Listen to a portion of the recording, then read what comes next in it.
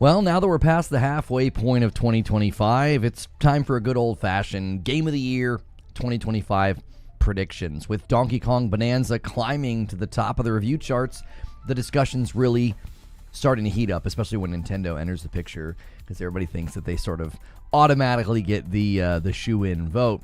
From where I sit, actually, I think the question is twofold about the Game of the Year category. What games will get nominated? I think there are some games coming that we have yet to sort of see how they land that could get nominated.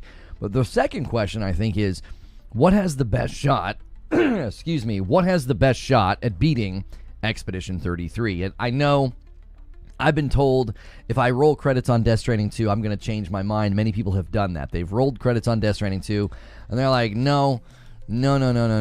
Expedition 33 is going to lose. Listen, that could still happen, all right? I'm about halfway through Death Stranding 2. I had to take a break because I'm playing through Wu Chang Fallen Feathers for a review access that I was given. After finishing Expedition 33 and being halfway through Death Stranding 2, I'm really having a hard time seeing the voting process, the jury process, not landing heavily in Expedition 33's corner in pretty much every category that it lands. So you can use the timestamps below if you want to jump ahead. I'm going to go through what I'm going to sort of couch as nomination predictions, like Game of the Year predictions, talking about why certain games I think will be nominated. Ultimately, I still, as of now, think Expedition 33 is just very unlikely to lose. I also have some wild card games that could kind of come out of nowhere and just change the entire subject. We've seen that before in times past. But if you're watching this later and you want to make sure you're here for these live discussions, hit subscribe, hit the bell button. Always make sure that you are checking your subscription feed. The homepage can act a little funky. We are trying... Okay, I should be back. My AT&T has been acting up today. It was down this morning. I reset the modem. Everything came back on.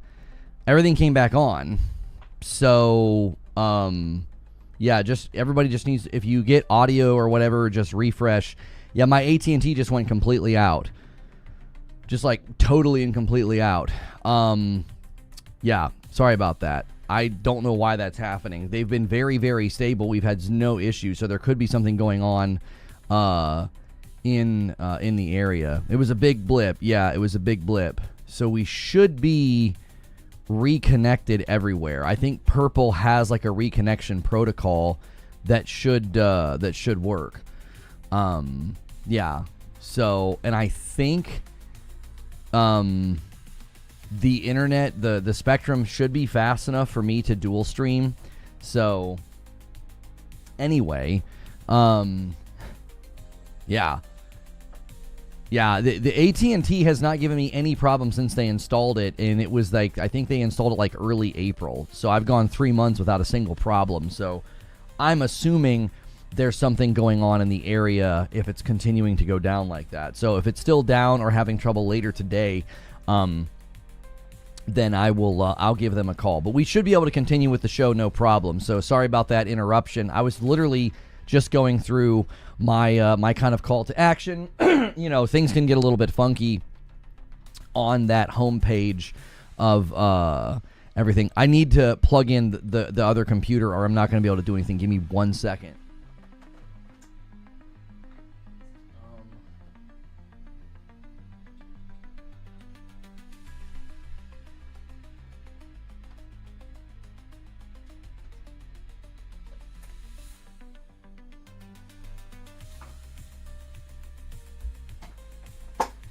Yeah, the gaming rig needed to be plugged in to the Spectrum as well. So thank goodness for 2 internet providers in the home. So do me a favor, that's not a great start for the stream, but thankfully it didn't happen like once we already had a lot of people here. Yeah, and AT&T's back up, but I'm not going to switch back to it. That would be too disruptive, and if they're having issues throughout the day, I don't want to be on their service. Let me fix the camera as well.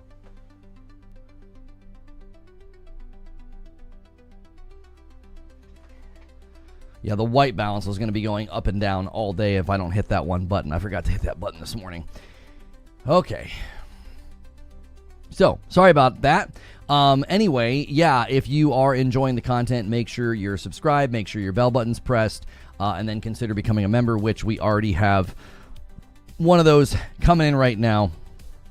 Han shot first, and so did you. Thank you so much, Joker Quinn, for starting us off here with the first gifted member of the day. And you guys have already kind of secured the Friday night. I was hoping we would go for the big one this week. Let's go for 1,000, and then we'll do another. We will do another album release, or at least let you hear them. It is saying that my bitrate is unstable over there on Purple, so I don't. If it's giving you guys grief over there, I am sorry. It might be just because we did a reconnect. So thank you, T-Man Grow, for renewing your Prime over there. That's 12 whole months. I appreciate that so much. And again, later, there'll be a timestamp below if you're watching this sort of awkward opening to a show. The watching the VOD is actually not a problem, because usually when you watch the VOD, all the blips aren't there. It just goes from like me talking to me being like, oh, hey, we're back. So you can again use those timestamps. Skip to when I kind of walk through all of the games. Thank you, T-Man Grow, for 46 months on YouTube as well. And then a 5-bomb's going to come in from Wired Rope to help kind of kickstart the day. And that takes us to 513. Thank you so much. That's going to make the total then between the two platforms 622. And Hilly spamming Farty Bomb, trying to kind of summon that. We'll see if he can't get it. Guys on YouTube, make sure you are smashing the like button. Let's try to get a really fast 100 likes. It'll really help. Having that kind of a start can really put a damper on, like, YouTube thinks that something went wrong. It doesn't really understand. It's pure mechanical analysis of, like, your numbers. So thank you so much, Ant Got No Games, as well, for renewing over here on Purple. That's 13 months, and that is gonna bump us to 514. And thank you so much. We'll bump that there to 7. Appreciate you guys continuing to keep your memberships and your subs active everywhere. No, the first album has not been released on on the various places. I'm sorry, on YouTube. We're going to have a YouTube channel with all of that. So that's not the subject. We got to get on topic, or we're going to absolutely murder this stream, and we might as well not stream if we do that. That's terrible for the stream. We can't start talking about other subjects. So we got to talk Game of the Year. We got to talk predictions. We got to talk where you landed. I put up a poll about this, and the very first thing people started saying is like, why is Kingdom Come Deliverance 2 not on your list? You can only do, I believe it's 4 options. I think it's 4 options on an image poll. I couldn't put Kingdom Come Deliverance 2 on there. I put the ones that I'm the most curious about, whether or not they will win. Let me try and do an image poll right now. Can you do more than 4? No, you cannot do more than 4. Okay, so I thought I was correct on that. So the image poll landed here. Expedition 33 obviously running away with the votes. A lot of votes, so thank you everybody who voted on this. 2,000 votes is really good. It's only been running for like not even an entire day, so a lot of people are interested in this subject.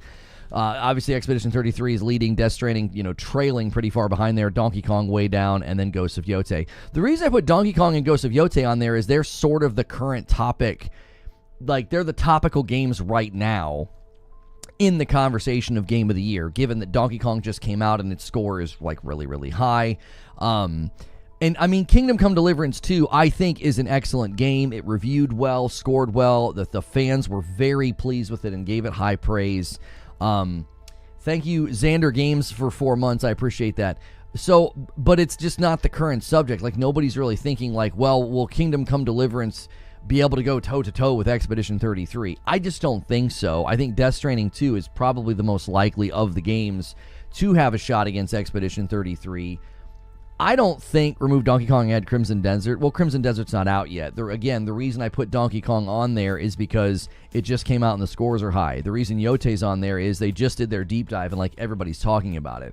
Crimson Desert is sort of distant and mysterious. Like, we don't have a release date for Crimson Desert, so it could land after the Game of the Year window of nominations. So if it lands like second half of November, it won't get nominated because it'll be outside the window. Usually the window closes like, I think November the 15th is typically when the window closes.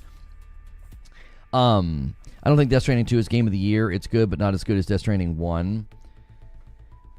What's the cutoff date? Yeah, I just said it's a stream delay. You'll probably get it in a second. Super Googly, thank you so much for your super chat here. Googly says, just when I thought IGN was done doing the right thing with Mario Kart World by not giving it a 10, here we go again. People still confuse fun with irrational nostalgia and crappy graphics. You're talking about a game you haven't played yet, Super Googly. So, I mean, I don't think anybody is giving Donkey Kong high scores because they have an irrational nostalgia and crappy graphics. Like, I think Donkey Kong actually looks pretty impressive for where it lands. There's some minor performance issues that have been highlighted by some people, but nothing significant. And again, I think it looks good. Your dislike for Nintendo, I think, just sometimes really overrides your ability to be even remotely fair in your analysis. Because essentially what you're doing, I want to tell you what you're doing. You're insulting anybody who enjoys Donkey Kong, which I just don't think is necessary. You can say, doesn't look fun, don't really feel like playing it, but saying people are confusing fun with irrational nostalgia and crappy graphics. You're basically acting like people lack the deductive skills that you have because they're too stupid, and they're thinking that something's fun because they have, as you describe it, irrational nostalgia, as well as there's just the game has crappy graphics. I think you're going beyond just sort of basic, like, I don't like Nintendo or I don't like Nintendo games, and you're basically insulting anybody who enjoys Donkey Kong as being dumber than you, which, in light of the way you sort of approach these subjects, I think is a little ironic, because you do come off a little foolish when these conversations happen. Like, comically foolish. Like, I don't think you come in and, like, are toxic. It's just sort of comical. You think Ghost of Yotei wins Game of the Year? I didn't see anything in the deep dive that would tell me it has the ability to win Game of the Year. I just don't think so. I don't think it has the ability to do that. I didn't see anything that is going to be game changing in the realm of, like, oh my gosh, this absolutely blows everything else out of the water. Does that make sense? Yo, RW Friend Jr., thank you for 8 months. Like, you guys know me, I'm extremely excited for Ghost of Yotei. Ghost of Tsushima is one of my all-time favorite games. But I'm going to be honest with you. The Ghost of Yotei deep dive was good. I was like, this all looks great. Lots of passion, lots of care. I think this looks fantastic. But I didn't see anything. Oh, we're on a hype train level 3 over here on purple. You guys want a little help? If you ever want a little bit of help beating YouTube, I can give you guys a discount over there. You guys got to rally and let me know, and then I'll do it. I'll turn it on. But we need more than just like wired rope or one person. We would need you guys to band together if we're going to use it. So you guys can do that. You can organize, talk to each other. If you guys want to do that, let me know, and then I can turn on the discount. I think Death Stranding would win, but who knows what would happen. We get 17 more likes on YouTube. We had a really rough start. AT&T literally shut down in the middle of my open. Now, this time it came back on its own, so hopefully they resolve whatever was going on in the area. Earlier, I had to reboot the whole modem, so I'll just every once in a while be glancing over there. I wonder if I can move things around so I can just see it at pretty much any time. I don't think I can make that go any higher. Okay, I can see it now.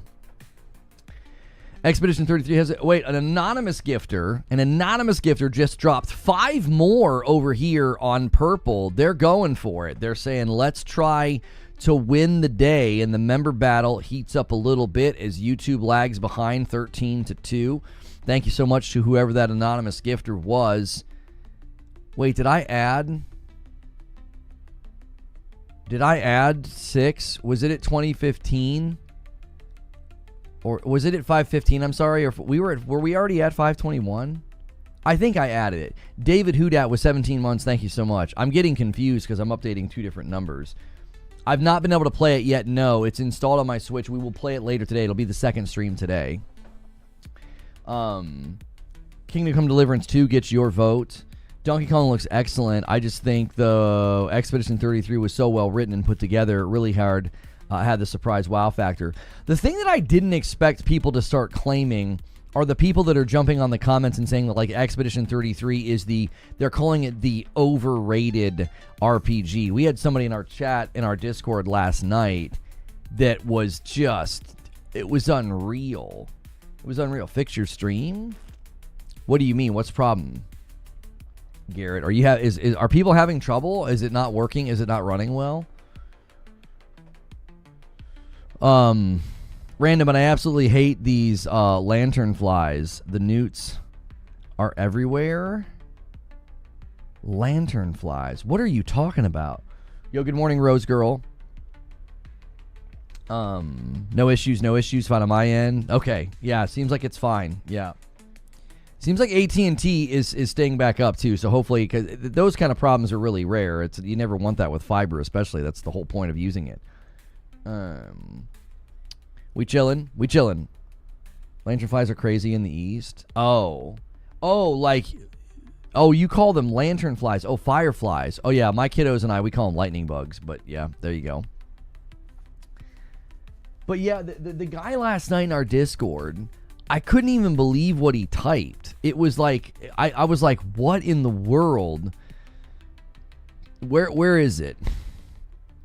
Because I replied. I was like, oh my gosh, that's some pretty sweeping reductionism.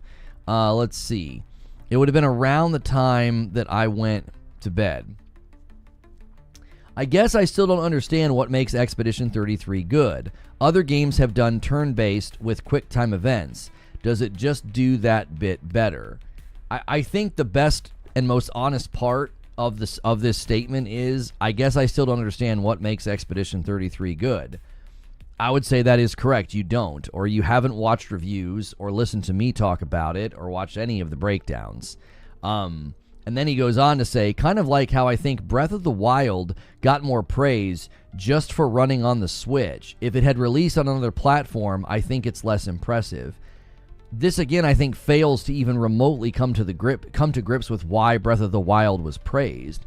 Breath of the Wild was not praised because it ran on the Switch. Breath of the Wild was praised because it was one of the best open world games ever made. It impacted the entire genre of open world games.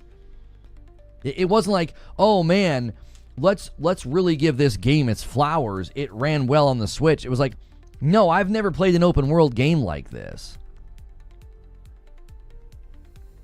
It was praised despite running on the Switch. Yeah, like it didn't actually run all that well, which was one of the biggest problems with it. Thank you so much, John Lepkowski, for gifting a member as well. And David Hudat is doubling up. He did one on Twitch and he did one on YouTube. Thank you so much. We're at 524. And we are now at a 14-3 standoff between the platforms. Actually, no, wait, hang on. YouTube has 4. All right. I take a 10 bomb to tie it. We'll see if YouTube does it. How did Breath of the Wild redefine RPGs? I don't think anybody said Breath of the Wild redefined RPGs. Did anybody type that? I didn't say that.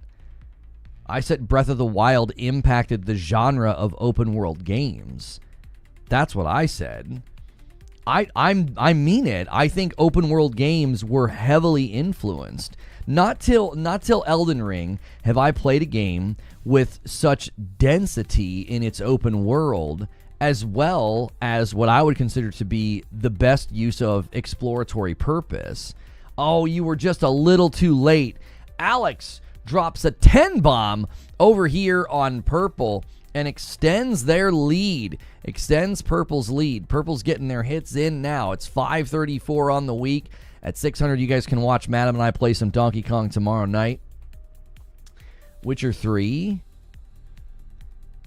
I mean, I'm not going to say that Witcher 3 didn't impact the open world RPG. We were having a conversation. See, this is what you're doing is you're not having the conversation we were having. You're now having a conversation about wanting to compare what you think is the best open world game. That's not the conversation. The conversation is, somebody said, I don't understand why Expedition 33 is getting so much praise. You know, they put quick time events in turn-based, and it's like, that's not all they did. And then the second thing they said was, Breath of the Wild was praised because it ran on the Switch. And I said, Breath of the Wild was praised because it's one of the best open world games ever made, and it impacted the genre of open world games. So you're coming in now and completely changing the framing of the discussion because you think I said something that's, I guess, somehow taking your favorite game down a peg. That's not what I was doing. The conversation was, let's really talk about why Breath of the Wild was praised. Breath of the Wild was not praised because it ran on the Switch 1. This year was pretty weak so far. So you think Kingdom Come Deliverance and Monster Hunter Wilds and Blueprints and Split Fiction and Death Stranding 2 and Expedition 33 and Doom the Dark Ages. You think it's... I didn't even list everything. You think we're having a weak year in spite of all of those games coming out? I guarantee you I missed some. Witcher 3 is goated. Yeah, but again, we're not talking about what the best open world game was. I was arguing against that why is Breath of the Wild praised? And I was like, Breath of the Wild was not praised because it ran well or because it ran on the Switch. It was praised because it was an amazing open world game. I'm not comparing the best open world game. Witcher 3 isn't my favorite game. I'm just asking what specifically Breath of the Wild did that impacted the genre. It had more open world density and more exploratory purpose than probably any other game up to that point. Like, if you want to argue that Witcher 3 had better open world density and better open world exploratory purpose, okay, well, you could argue that, but outside of that, has there ever been an open world game at that level? Like, that's what I mean. Like, okay, so we'll take Witcher 3 and say, okay, that was another one that did an amazing job with the open world, with exploratory purpose, and with density, and there's so much stuff going on. Okay, but still, that Breath of the Wild as an open world game, and the things that you could do and the things that you could find, and just getting absolutely lost and immersed in the open world, I'm serious. I don't know if anything up to that point was at that level. What I'm saying doesn't take away from a game like The Witcher 3. The Witcher 3 could still be hailed and is hailed by many as one of the best open world RPGs to come out. That doesn't take away from it. And also Zelda's Breath of the Wild's basically treatment of the open world is very different because it's not an RPG. It's sort of more of an action adventure game. I heard Zelda games were for children. That's right.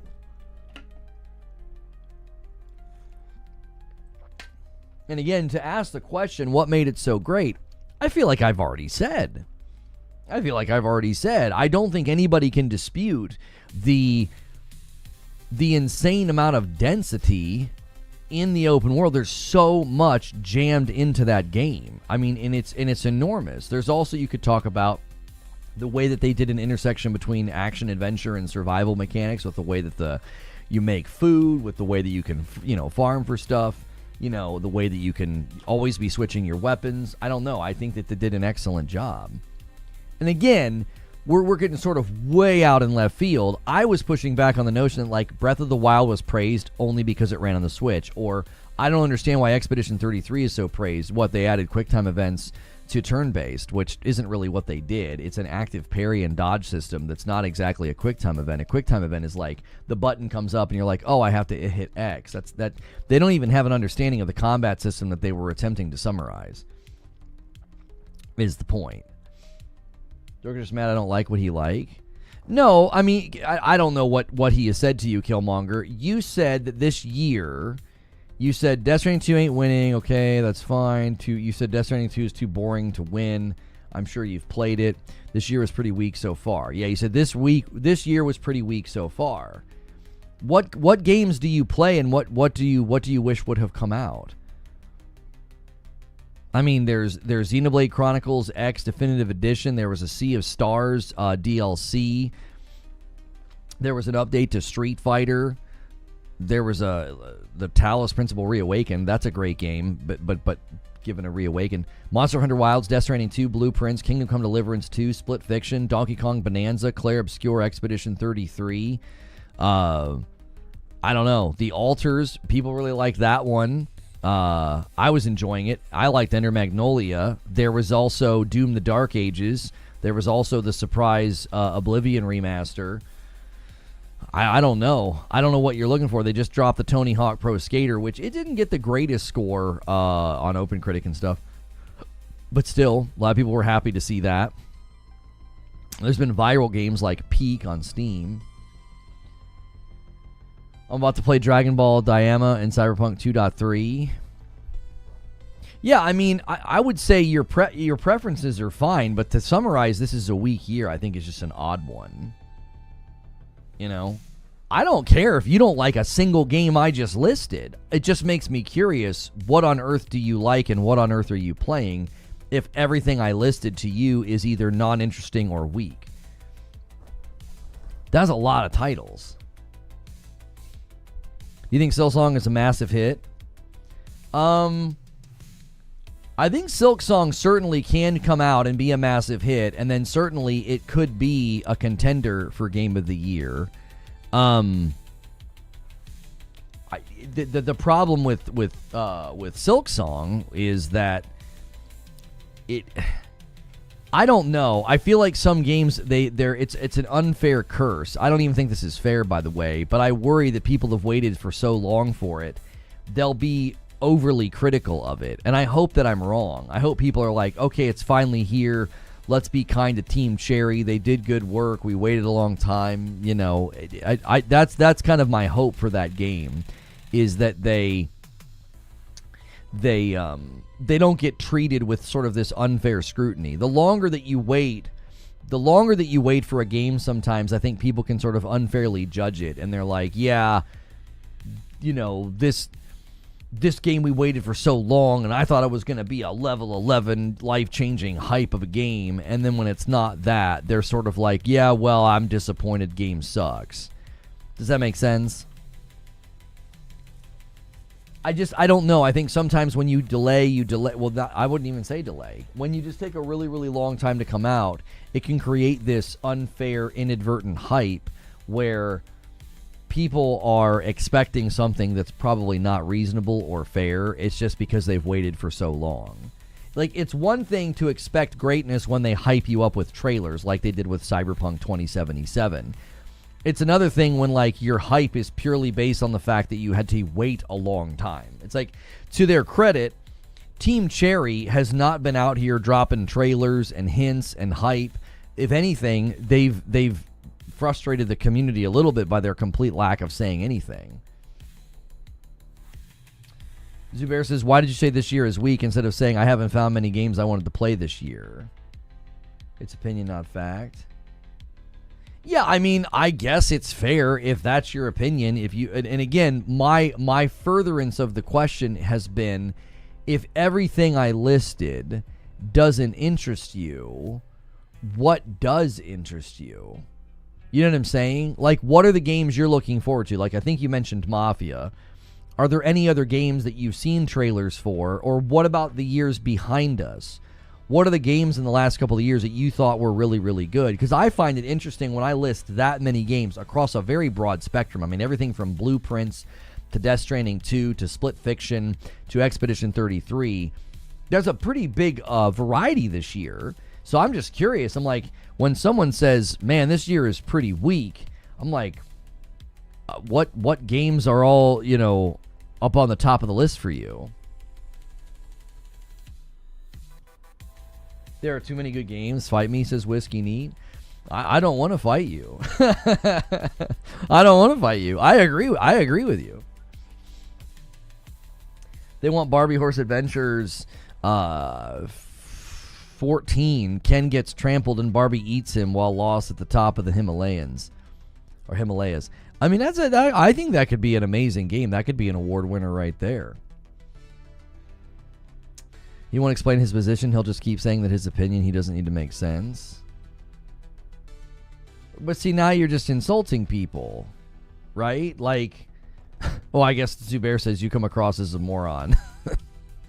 Like, you said this year's week. I would just like to know what games you played in the last couple of years that you thought were great, or what are games that you're looking forward to. Obviously, the litany of games we've listed don't interest you. Okay, we've established that. We don't need to belabor that. That's fine. You don't have to be interested in Expedition 33 or Death Stranding 2. Or you don't have to be interested in any of those games. That's totally fine. You don't have to be interested in Donkey Kong.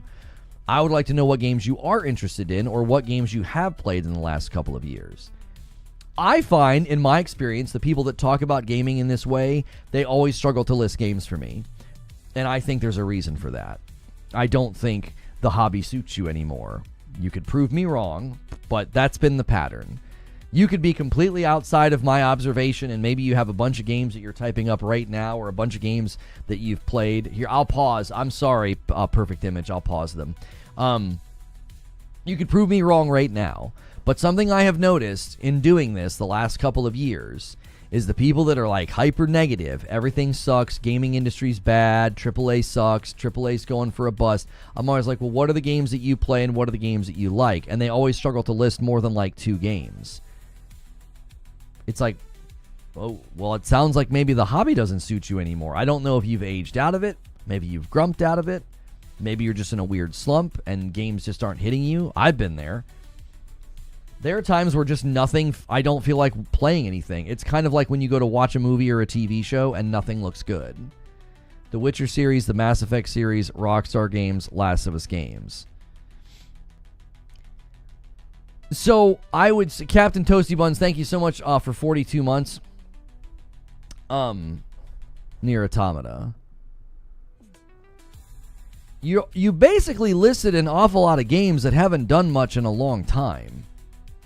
So Witcher hasn't done much in a really long time. Mass Effect hasn't done anything worthy of note in a really, really long time. Right? Nier Automata. Rockstar. Okay, The Last of Us, but that was 5 years ago when Part 2 came out. Do you see what I'm saying? You're doing exactly kind of what I expected. You're not listing anything recently. We've been in this gen for 5 years, and you're not playing games, apparently. If somebody said right now, well, what are some of the best games you played, I'd rattle them off so fast. I do it so fast I forget games. I do it so fast I forget games. I'm like, yeah, dude, what games really interest you? And you're like, a bunch of games that haven't done anything for 5 to 10 years. Like, oh. Goodness gracious, no wonder you're unhappy. It doesn't sound like the new era that we're in has anything for you, which isn't necessarily a problem. I'm not saying that that's your fault. It just sounds like maybe the problem isn't that this year is weak, and maybe the problem's not gaming. Maybe the problem is that you just aren't really, I don't know. Maybe you're too picky. I don't know. Maybe you're a really picky eater and you're at a restaurant and they don't have hot dogs. I don't know what to tell you. Rachel, thank you so much for 7 months. Welcome back. You the best. You the best and you know it. 5:35. There we go. We are 15 away from the next milestone. You're getting the Diana DLC. There is no one good game worth getting. Yeah. I don't dismiss opinions, but it doesn't seem like listening to your opinions worth much because you're not playing any of the games. Why would we? Do you see what I'm saying? Mass Effect series is hot dogs. Well, no, don't stretch my metaphor too far there. You're not hearing what I'm saying. If you're a very picky eater and you only like particular things, say it another way, it doesn't matter. Every restaurant can't have a 5-star rated ribeye. That would still be a picky eater. I just grabbed the first thing I could think of from a picky eater perspective. You're not going to go to every restaurant with your friends and be like, well, do they have a world-class ribeye here? They're going to be like, no, we're at Perkins. What the frick? Like, do you see what I mean? You can be a picky eater in every direction. I wasn't saying that your taste was hot dogs. I'm saying not every game can be those games. Those games also haven't done anything in a really long time. So that's just my question, is what have you even been playing since? Yo, thank you, Fletcher, for using your Prime 6 months. Couldn't keep up with the YouTube membership, but remember that I have a Prime. Hey! Now I can sip it for coffee. My man, Dynamite over here as well with the 4 months. Thank you. And Dynamite's double dipping.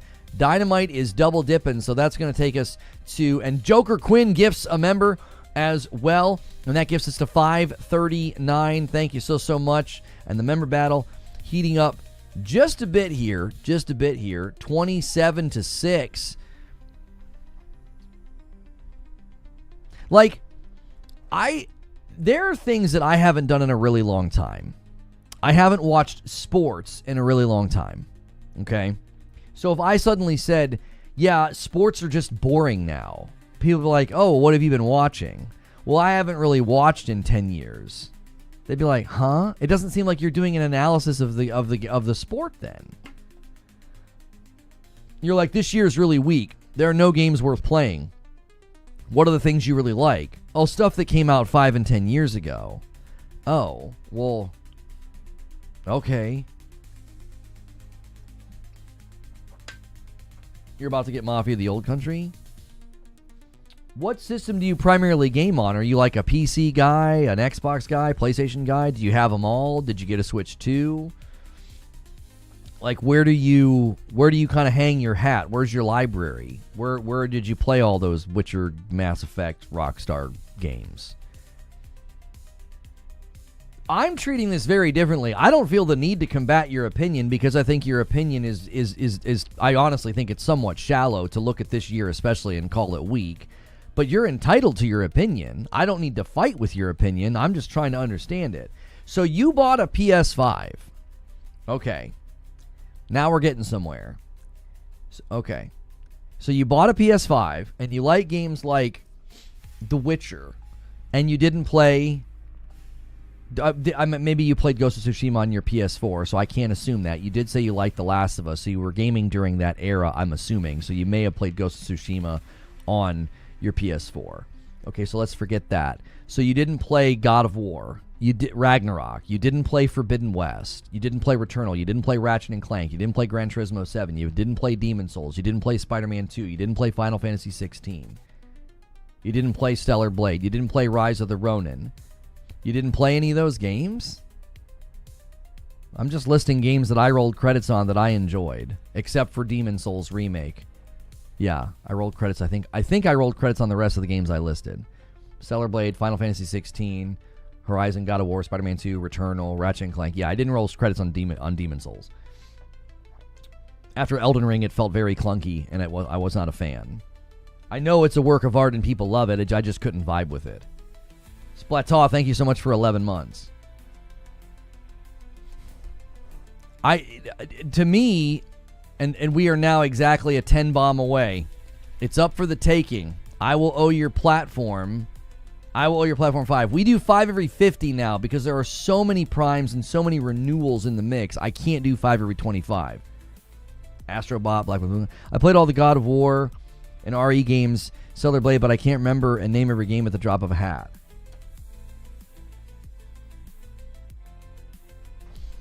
Okay.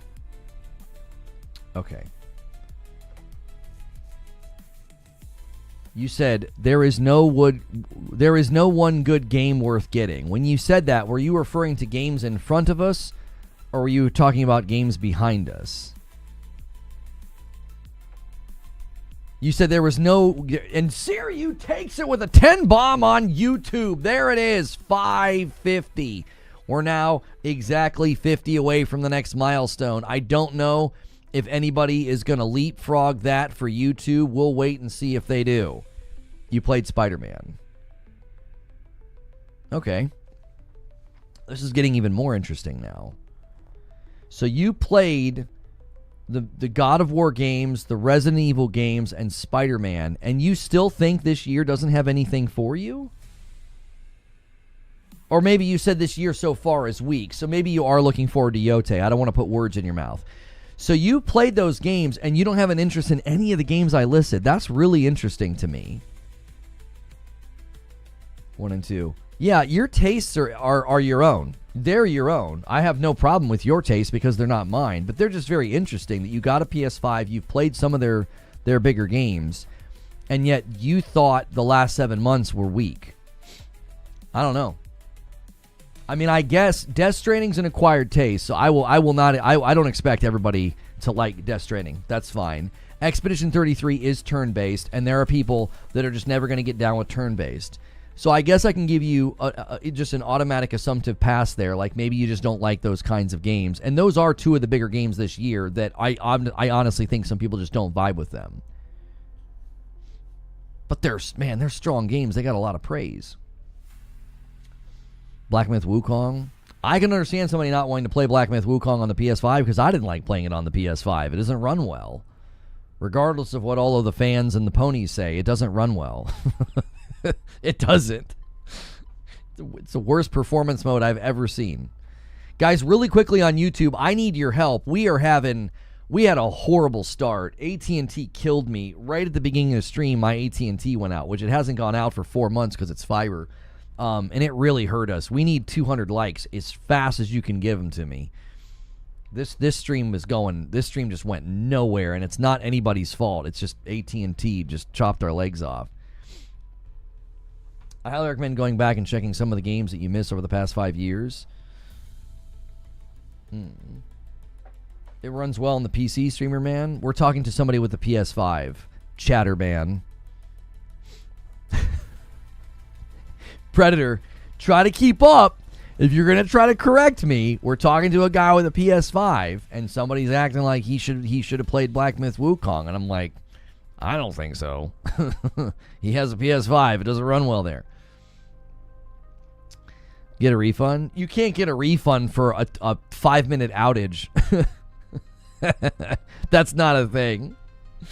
If you like Witcher, have you tried Oblivion Remastered or Tainted Grail? Maybe closer to your taste.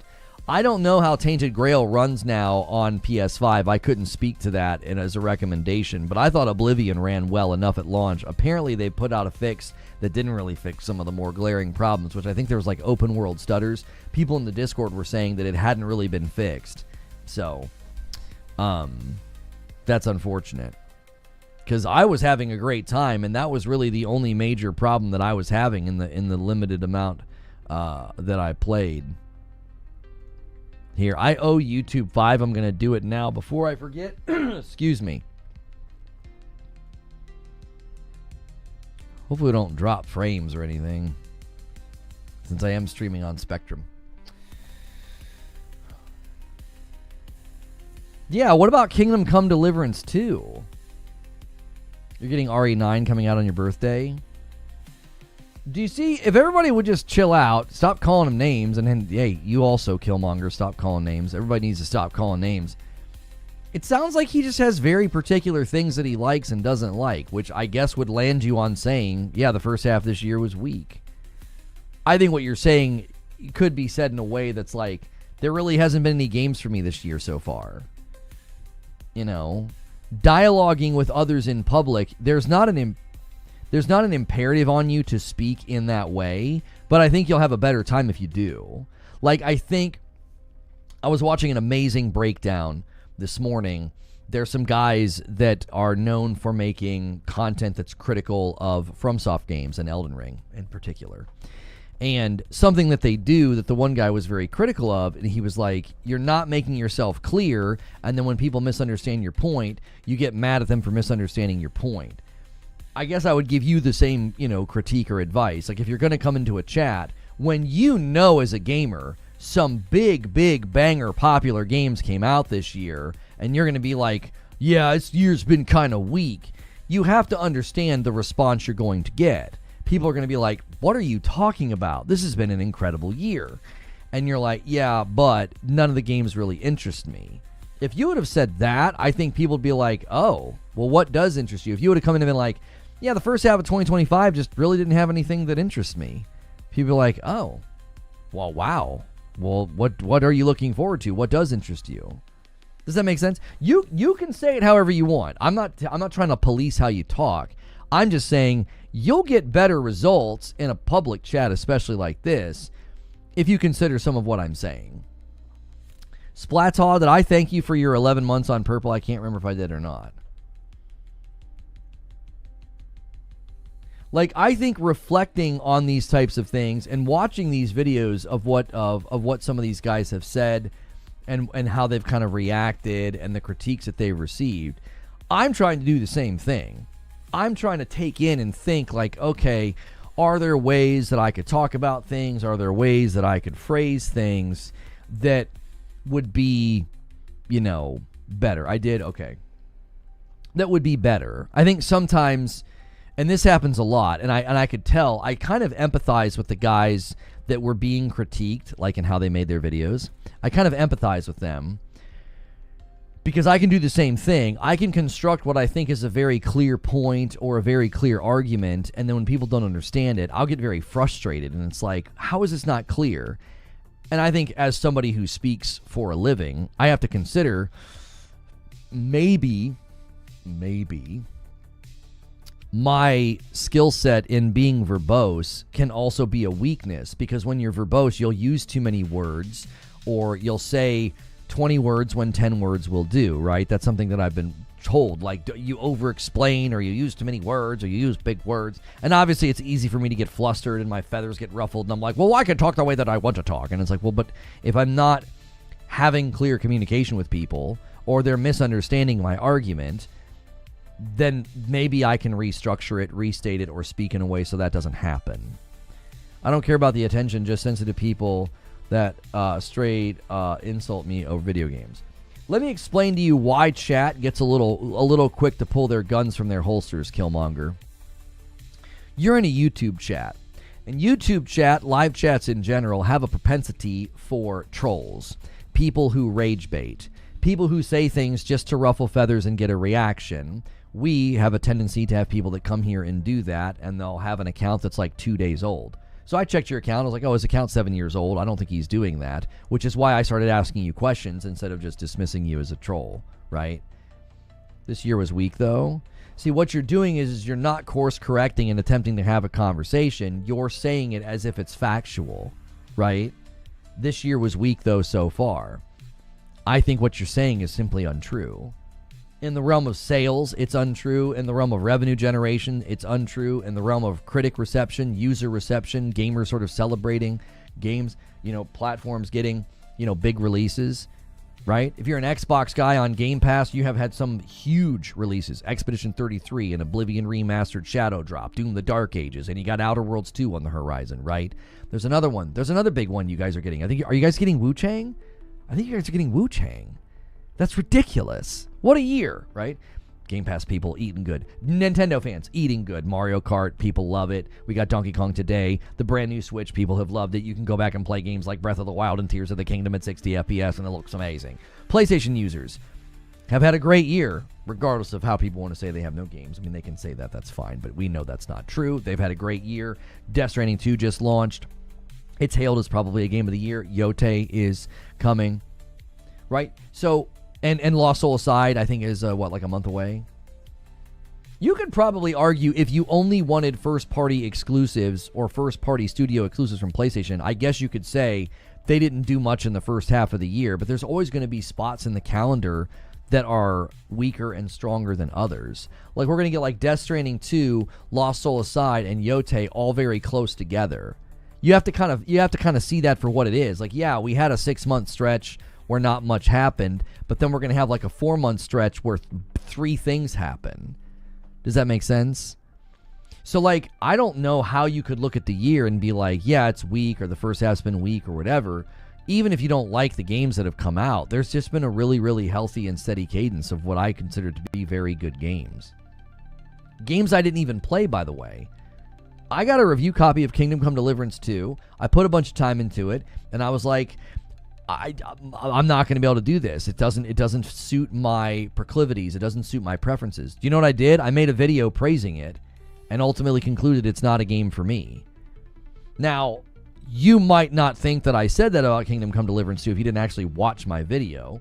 There were people in the comments that clearly didn't watch the video. It is a video that is positive. It is a video that praises the game. And it says, listen, be warned. The way this game is set up and the systems within it, it could maybe frustrate you. It might not be for you, because I ultimately concluded that it wasn't for me. But I still was able to praise it, and still was able to see that it was a very good game. Even now when people are like, oh, it could win Game of the Year, I'm like, I think it could get a nomination, but I don't think it could beat Expedition 33, based purely, not on my experience playing it, but based on how the jury process works, how the gaming press works. The gaming press fell in love with Expedition 33. The gaming press did not fall in love with Kingdom Come Deliverance 2, not even remotely to the same degree or to the same scale.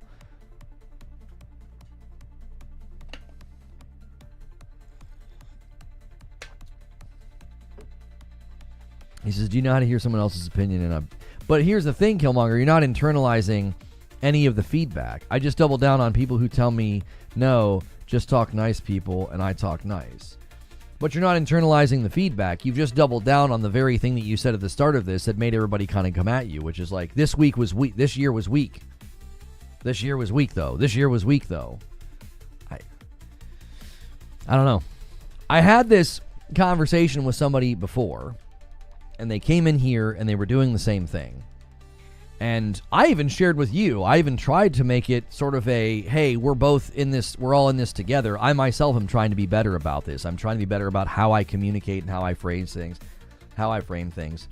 I even self-reflected on a situation recently, and I deleted a video because of it, right? So, so hear it and move on. Big deal.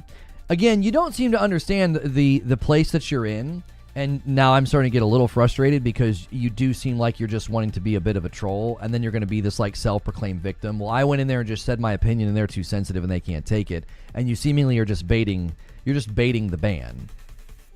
You are not in a chat. I'm sorry. You are in a chat. You're not in your own personal diary. So when you say something that many people view as foolish, stupid, or inaccurate, people are going to respond. If I say Coca-Cola is made from beets, people are going to say, that's not true. Well, that's just my opinion. Just move on. No, you're saying something that provokes a reaction in a live chat. People are going to reply to you. You're not writing in your own personal diary. I mean, you could do that if you want. It might be more productive than what you're doing right now. Just because I said this year is weak doesn't affect anyone's opinion. No one's saying it affects their opinion. They're engaging with what you're saying. Do you understand what a public chat is? You don't seem to understand what it is. When you say something, it's typically done with the expectation that people will respond to you. Right? If you walked into the middle of a grocery store and you said, I just crapped my pants really loudly, people are going to react to that. Why? Well, you're in public and you just said something kind of crazy. Right? You walked into a chat about a game of the year discussion in 2025, which many has hailed as a great year for games, and you said first half of the year was weak. And people reacted, responded, replied to you, and then you want to play this, well, I triggered a bunch of insecure, sensitive people. No, you said something dumb. There goes AT&T again. Good thing I'm not on it. Like, I was attempting to be charitable with you. I attempted to give you feedback on, like, I think if you would have just said it differently, maybe you could have a conversation with people about what you are interested in, what you do like. And instead you chose to double down and say it again, which communicates to me you're not interested in having a conversation. You want to treat my chat like a personal diary, and then you want to claim some sort of victim complex of like, well, everybody's just so sensitive and attacking me. You know, they're all insecure. And it's like, no, you just said something silly. Right? I took an interest in the games that you liked and the games that you were looking forward to, and we were starting to have a conversation, and you just decided to go back with your like sweeping, silly reductionist statement about the first half of this year. No one here cares if you don't like any of the games that came out at the beginning of this year.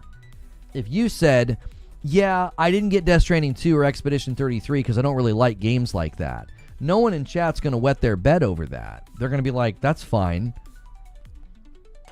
It makes perfectly good sense that people are going to say, yeah, I'm not really interested in those games, because especially Death Stranding 2. Death Stranding 2 is a very unique game. I will readily admit to people that, like, yeah, that's a game that I don't expect everybody to like or vibe with. It's just silly. It's just weak. Big deal. No need to get upset about it. See, once again, you're attempting to reframe the argument and the discussion as if what you said has upset people. Do you see? You're basically a gaslighter. You come in, you say something that you know will likely get a negative response. When you get the negative response, you project negative emotions onto the people that are saying it. Your tactic is so see-through. This isn't our first rodeo, brother. I've been doing this for a decade. People in chat have been doing this maybe even longer than I have as far as communicating online with people about video games. Your tactics are pathetic and see-through. Say something that you know will provoke a negative response. When you get the negative response, you project a negative emotion onto that person. Oh, I don't know why you're so upset. I don't know why you're so triggered. Homie, you're see-through. I can see all the way to your collarbone. It's so easy to see. Like, people like you are all the same. I attempted to engage in an actual conversation with you, and instead of having a conversation with me, you continue to say things to bait chat to then say that they're upset. You're baiting the ban. It's like, well, I'm going to get banned by this guy, and then I'm going to claim echo chamber, insecure people, they don't want to hear opinions. No, it's not that we don't want to hear opinions. It's that you talk like a stupid person, and when you get the response a stupid person deserves, you claim you've upset everyone. Like, does that make sense? It's like everybody else's fault. It's everybody else's fault. It's not your fault. You're not going to change the way that you speak. Your social skills resemble arson. Yeah, like you light a room on fire and you wonder why everyone's like, man, oh man, there's nowhere to stand now. It's like you choke the oxygen out of the room. People can't have a conversation with folks like you. I attempted for probably about 10 good minutes, and you just didn't even really attempt to engage in a good faith way. You just continued with your shenanigans. And I do. I think a lot of the times folks like that, I think they're just baiting, the ban. Thank you, Jerry A., for 8 months and a member plus. On a JetBlue flight to Jamaica, let's go. Death Stranding 2 is my game of the year. Kojima's level of storytelling's on another level. Absolute cinema. Well, I'm glad you're having such a good time with the Jerry A. As you guys are piling in, we've been streaming for about an hour. We might get a little bit of an uptick now. We've been streaming long enough that maybe YouTube will grace us again with some love. But my AT&T is still acting up, so thankfully I am not. I'm not streaming on it. I'm streaming on my other platform. I don't think he's trolling. He just has different tastes than some of you. Well, I appreciate your input, and I'm of a different assessment after what he did. So I don't agree with your assessment. You can have your own. I don't agree with yours. 47 months from Ant, and Jerry A is going to gift a member as well. Let me get these added here. That gets us to 553. Thank you so much. Let's see. So we're at 16, 17, 18, 19, 20. It's out 20 to 28. Crinab with 26 months in member plus. Haven't had time to watch much lately, but keep up the good work. Thank you so much, Crinab. I greatly appreciate it. Make sure you guys are smashing the like button. We may be able to turn this stream around after what AT&T did to me in the beginning. Try to get us to 200 likes. Let's get 20 more likes.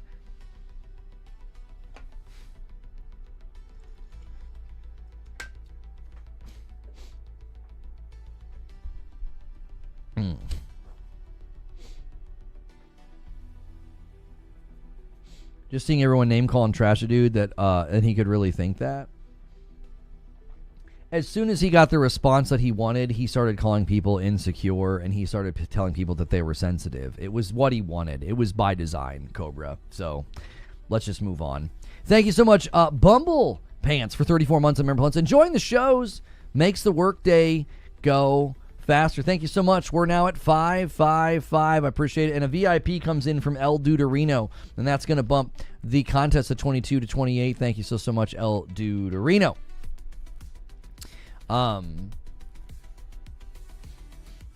In many cases, I think a lot of the times with the discussions that we're having, I think one of the best things to do, which is what I tried to do, is just start asking questions. I would say, chat, maybe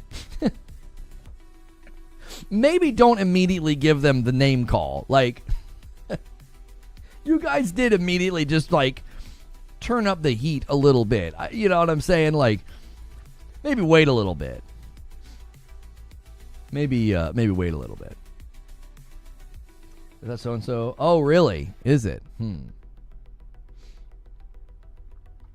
Expedition 33 is still my game of the year so far. It wasn't name called. It was almost immediate liquid. I saw a couple people saying some things. Thank you so much. Mike on the mic comes in with the 5-bomb. Thank you very much. And that gets us to 61. 561. Thank you so much, Mike on the mic. And almost ties it with Team Purple. Thank you so much. I appreciate it. Maybe Ghost of Yotei can pull through. I think Ghost of Yotei can get a nomination. Right? I think he can get a nomination. I don't think Ghost of Yotei could win. I can't see Ghost of Yotei beating Expedition 33. I also don't know if it could beat Death Stranding 2. Like, if Expedition 33 wasn't even a part of the picture, like, let's say it didn't come out this year or something, I don't know. I don't know if Yotei could overtake Death Stranding 2. We are an hour in. Why don't I do my talk? And another 5 bomb comes in from Mike on the mic, and he gets us to 567. He says, I'm not going to abide this lead that Team Purple has. And he takes the lead away. And then it's going to go to 66, but then to 67 because Adam King renews their Member Plus as well. Thank you so much for doing that. Adam King says, here's another 6, young man. You get yourself something nice with this. I appreciate it. Thank you. Donkey Kong seems to be the front runner. No. I don't think that Donkey Kong is the front runner. I don't think anything's going to overtake Expedition 33. And the only game that could, I think, is Death Stranding 2. Wu Chang Fallen Feathers Game of the Year. From what I've seen, I think Wu Chang could get some of that like huge public support. I think it could score well. I think it could get a nom. I don't think Wu Chang could beat Expedition 33.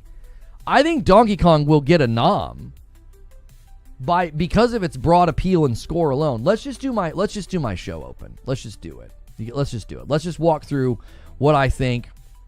Let's get this show on the road, shall we? Yeah? All right. So here we go.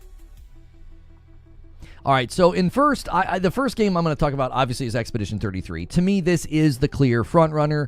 Feel free to disagree in the comments or in the chat. I want to hear what you have to say. If you're watching this later or right now, make sure you're also hitting the like button. We could have a nice big day and a nice discussion about this throughout the year. This discussion's not over, by the way. This will not be the only day we talk about this. But to me, I've said this many times before. You have heard me say this. Expedition 33 is not just liked, it is beloved. This game hit at a different way with people. It hit them in the feels, the emotions. It brought up topics and things that I think make it so much more memorable and impactful for people long term. They're still thinking about it. They're still talking about it, right?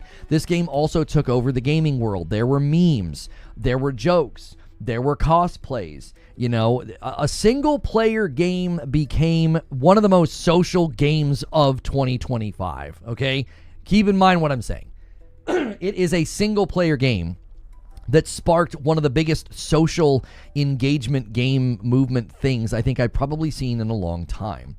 Even the soundtrack of this game trended because it was so popular. So I think I think Expedition 33 is the clear frontrunner. I really do not think that this game will be unseated. All of the games that you guys will list in some respects are contenders and they are competing, but I don't think they're going to be able to overtake. Again, this game is not liked. It is beloved. You will not find that level of treatment, acceptance, and praise for any of the other games that you list, okay? Any other games I'm about to talk about, they are not talked about in the way that this game was talked about. So that's why I think when the voting process dust settles, Expedition 33 is going to win. I'm going to move on to a couple other games in just a second. Tiger Attack Cat with 4 months on Purple. Thank you so much for adding to the member count. And then OGDSB adding to the member count as well. 569. Nice. Let's add here as well. That's 34. That's 29. All right, let's go to the next game that I feel is essentially in second place, and that is Death Stranding 2, okay? Kojima and Death Stranding, I think, are even sort of seen differently now. This is another reason why I think this game has received the level of praise that it has received. Its score is undeniably and significantly higher than it was in past years. I think a lot of times people forget that aspect of the discussion.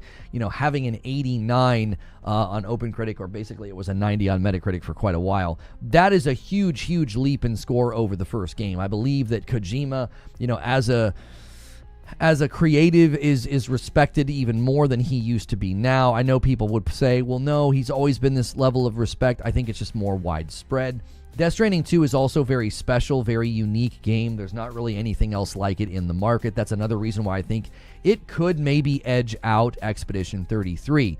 If it edges out Expedition 33, that would probably be why, because it is just so unique and it is so full of creativity, talent, artistic vision, and uniqueness that would make it stand very tall. It also has a lot of tech advancements inside of it, the way the story is told, the way the gameplay delivers. It is very, very difficult to even see this cast that just sort of montage behind me and to not think that this game could quite literally push Expedition 33 out of first place. I believe that this is the only game that could potentially do it. I don't think there are any other games that have the ability to, but I will list games that I think are going to get nominations. And it's really hard not to say that this next game is going to get a nomination after its recent score, and that is Donkey Kong Bananza. Number one, we know that Nintendo pulls. We know when it comes time to vote, they pull because their games pull, okay? Broad appeal plays a huge role. We saw that with Astrobot when it won. A lot of people doubted Astrobot. I continue to say from the very first time we saw a trailer for Astrobot, I said that's got Game of the Year potential because it'll have that broad appeal. I'm saying the exact same thing now about Donkey Kong Bananza. The broad appeal, that just sort of return to greatness, which many people are saying it's like a new Mario Odyssey. I even see reminiscence of Mario Galaxy, especially with how co-op has been implemented. I can't wait to try out this game with my wife.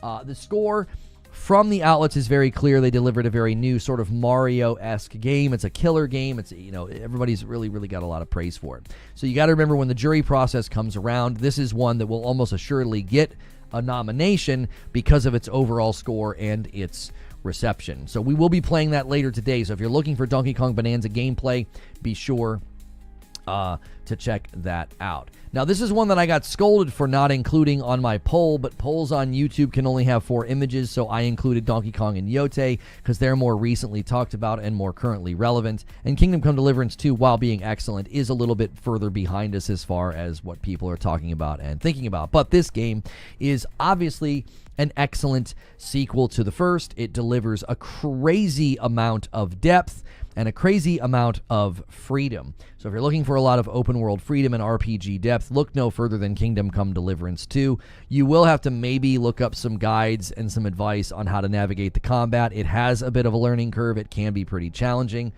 The save mechanic was my major sticking point, and I'm in good company. Big time fans of the game.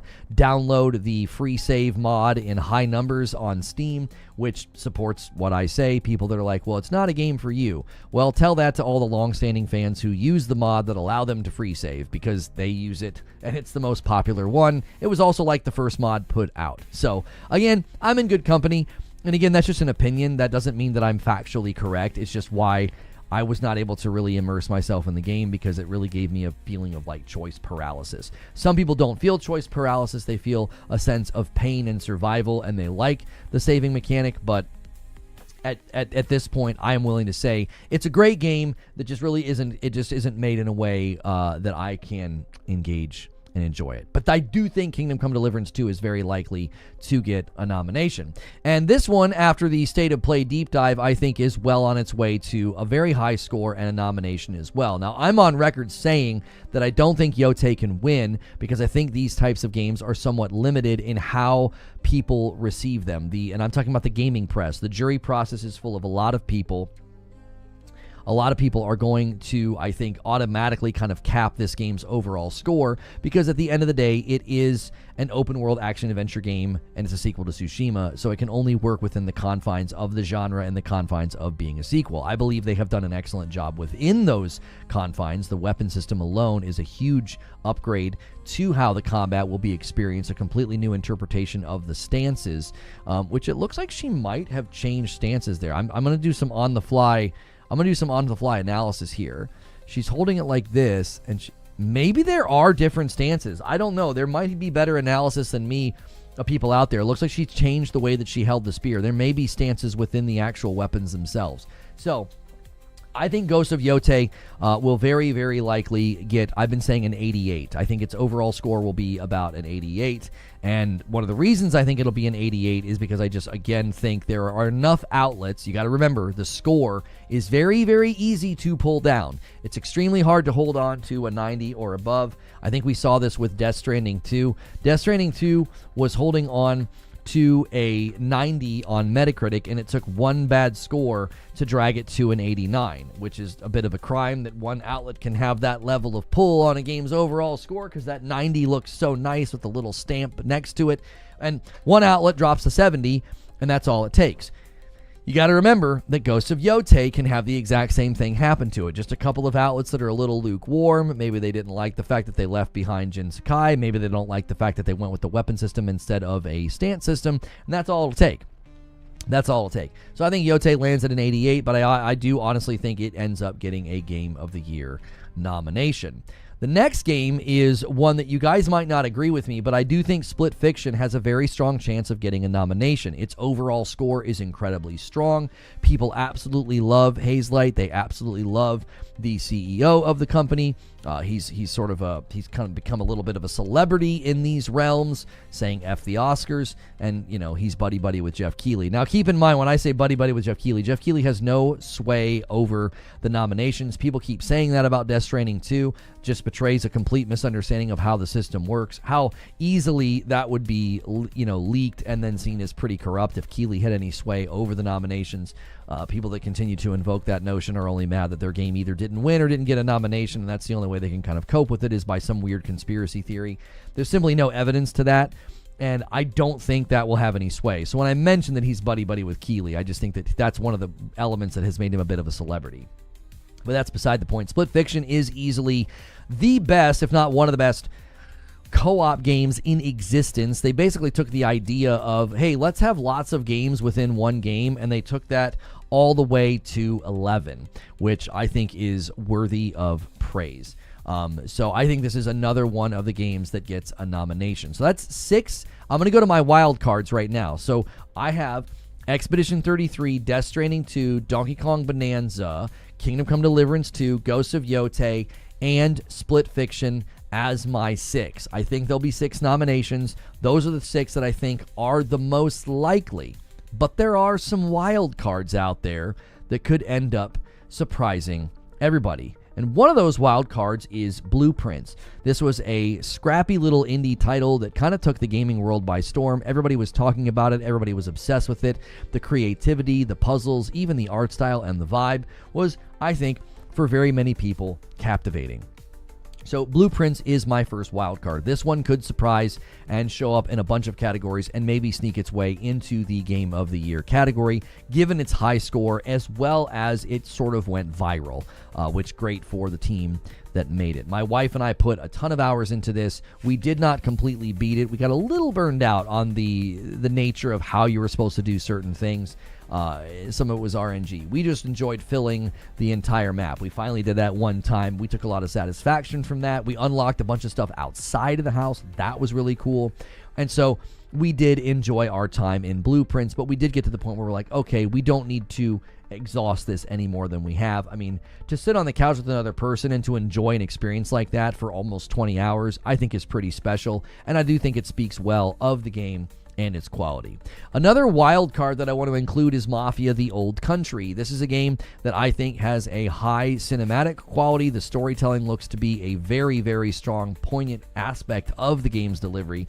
But I also think they're creating a very Uncharted-like feel to the gameplay. Everything I've seen up to now from Mafia: The Old Country has looked very good. Where I think it may stumble is with overall graphic quality being inconsistent. We've seen some videos and some comparisons and some obvious maybe downgrades, and that could affect obviously performance and gameplay as well as the immersive experience. If a game goes from looking like really amazing cinematically with like lighting and shadows, and then that sort of gets dumbed down upon delivery, that can sour the experience for people. I just think that's a lesson to be learned for companies that are marketing their games and that are, putting out trailers.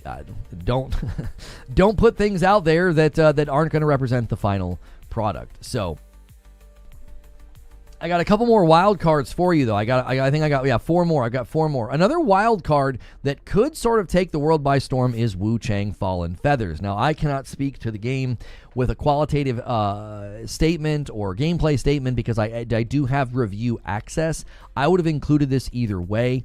Anytime you have a Chinese developer creating a game like this with a very strong aesthetic and the challenging combat, and yes, a very pretty lead character with, if you've seen some of the tweets and some of the things, they're dialing a little bit of that Stellar Blade vibe that people are kind of wanting to see. Like, let me play a game, fight big grotesque monsters with a really hot lady and a really hot outfit. And Wu Chang Fallen Feathers could certainly take the world by storm. We saw something similar happen with Black Myth Wukong in the way that it took the world by storm and it got a nomination. I don't have a prediction where Wu Chang Fallen Feathers score will land. I don't want to do that. That could be even the lightest form of an NDA breach. But I do think, based on market analysis and how these games are received, Wu Chang Fallen Feathers could certainly be a wild card. Another game that could be a wild card, and I've called this one a potential sleeper hit, is Hell Is Us. This is another one that could sort of come out of nowhere and get a crazy high score and blow people away with its creative attempt at having exploration be the driver and not really telling you anything, but also having really creative and sort of Souls-infused challenging combat, but also just puzzle solving. I think it's going to have a lot of those moments of aha and I figured it out and satisfaction of opening a door or getting through an area. So I do think Hell Is Us is another wild card worth mentioning. I've had my eye on this game for a very long time. It's got some Returnal vibes. It's got some Death Stranding vibes. It's got some Souls vibes. It's even got some Control vibes with just some of the aesthetic and everything. So it does seem heavily influenced by a lot of the titles out there. And the cinematic quality of a lot of the scenes that they've shown, in addition to just the gameplay in general, I think this one could end up surprising people. It could be a sleeper hit. And I've got two more for you. And this one, we don't know much, but we just learned about it. And it's called Keeper. This one comes from Double Fine. And we know these guys make games that tend to make a splash. People really like them and people sort of enjoy the unique art style. And this is obviously a very, we've got a bit of that Burton inspiration, as well as the Nightmare Before Christmas inspiration, as well as the new, I think, and I think more people need to do this, is the focus on stylization and art style. This kind of makes me think of the Midnight Walk, the very sort of claymation infused, very somber, macabre, dark tones, while also being charming at the same time. So I think actually Keeper could be another, not meaning to rhyme here, Keeper could be another sleeper this year from Double Fine. And it could really surprise people. It's a third-person, atmospheric puzzle adventure and a story told without words. So similarly to the way that Midnight Walk had, it had exposition, it had dialogue and narrative, but there were times when they did not say much. And Keeper comes out in October, so it is actually right in the window of potentially getting a nomination. So I think Keeper could be another sleeper hit. Last but certainly not least, and this one's a sleeper just because we don't know the release timing of it, but Crimson Desert could really take over the dialogue this year. Their engine seemingly has had significant breakthroughs. I've said very many times, a lot of what I've seen in these trailers seems too good to be true. Just the insane speed that you just saw him moving, the frenetic chaos of the combat, as well as just so many particle effects, and you just saw an insane amount of NPCs on the screen. This just looks too good to be true. I'm just going to say it. I continue to have a severe amount of skepticism and doubt about how well this game will run and look, particularly on consoles. Yes, if you have a very beastly PC, you're probably kind of scoffing at the fact that something might not run well, but it's coming late 2025, so we don't know. I've just continued to say I just don't know if the game's going to look and run that well. It seems too good to be true. If they did have some sort of an engine-level breakthrough and they've been able to do something that seemingly is beyond belief, then props to them.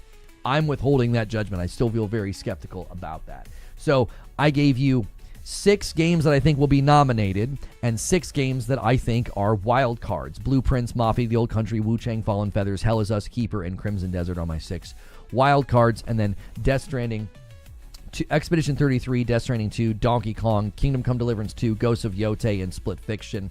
Those are my 6 that I think get nominated. So, what do you guys think? Did I miss any of the wild cards that might be out there? Because I was seeing some celebration in chat. Hang on. They're revising the embargo rules for Wu Chang. Hang on. They supersede and replace previously communicated embargo. The embargo lift is still set, okay, for midnight, the 24th. New important information. No live streams until the release of the game. That's normal. Below is the official date and time of the release. 23rd at 3 a.m., 4 a.m. I'm so confused. This is so confusing. So they're basically saying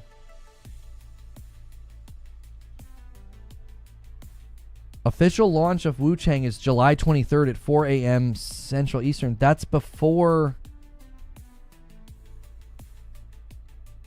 That's before the review embargo. Am I dumb? I'm bad at reading, and this doesn't make any sense to me. The embargo lifts on July 24th at 4 a.m. CEST. The live stream can't happen until the release.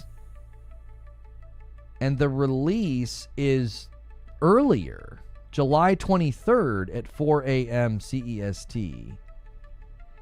That has to be a typo.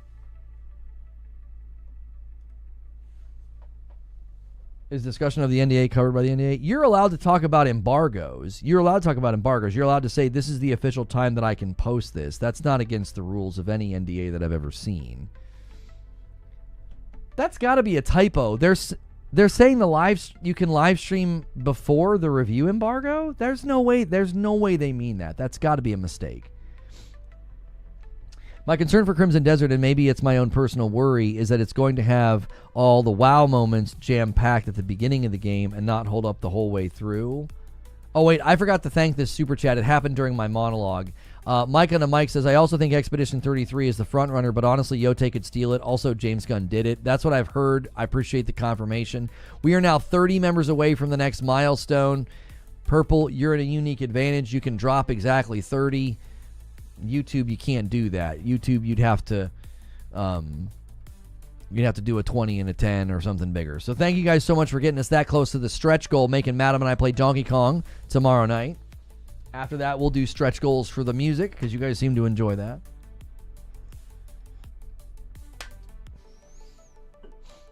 Some NDAs do include NDAs, but they do specify it.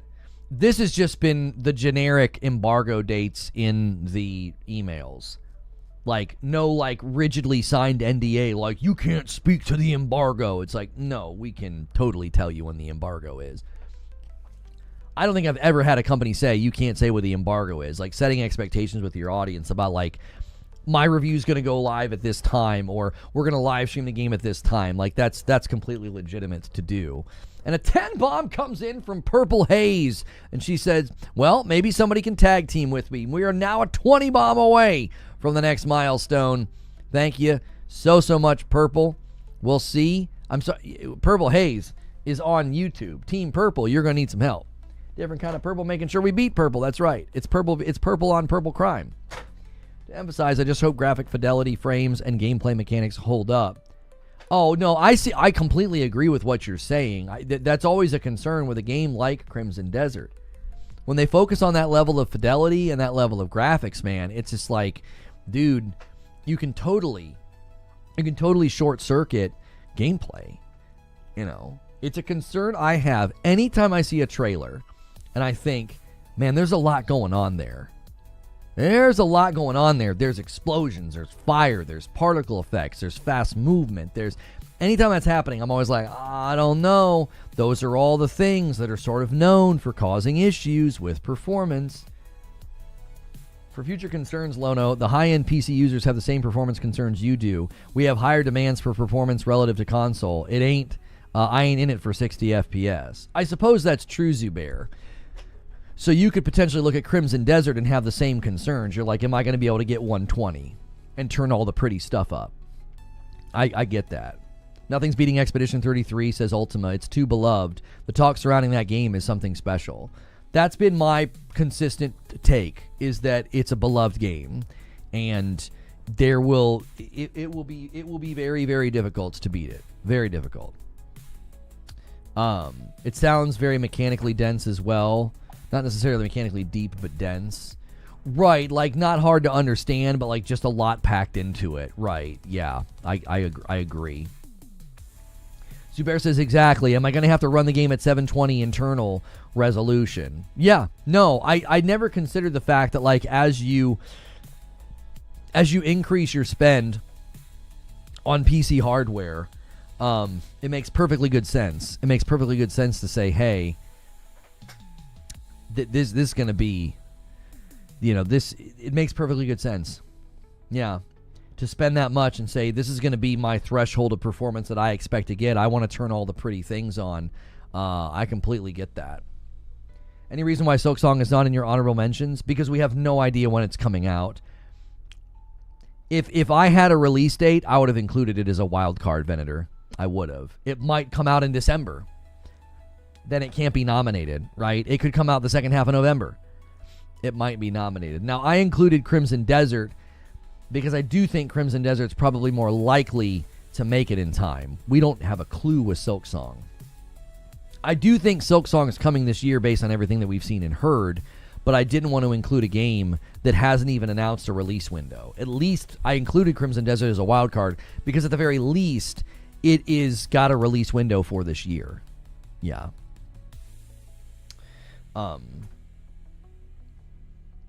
And just a little housekeeping. You guys might have noticed the members' content is going to be treated a little bit differently going forward. So if you are a paying member or a gifted member, you're not going to get less content. We're not doing anything with that. But the content itself cannot stay on the channel permanently anymore. It was once again hurting us. We found plenty of evidence that it was hurting us. I found a green room with like 6,000 to 7,000 impressions, which is absolutely ridiculous, and they were mostly from browse, meaning that they're putting green room on people's homepages. We think that's why so many people were getting frustrated and being like, hey, I subbed to this channel during showcase season, and now I keep seeing these streams that I can't watch.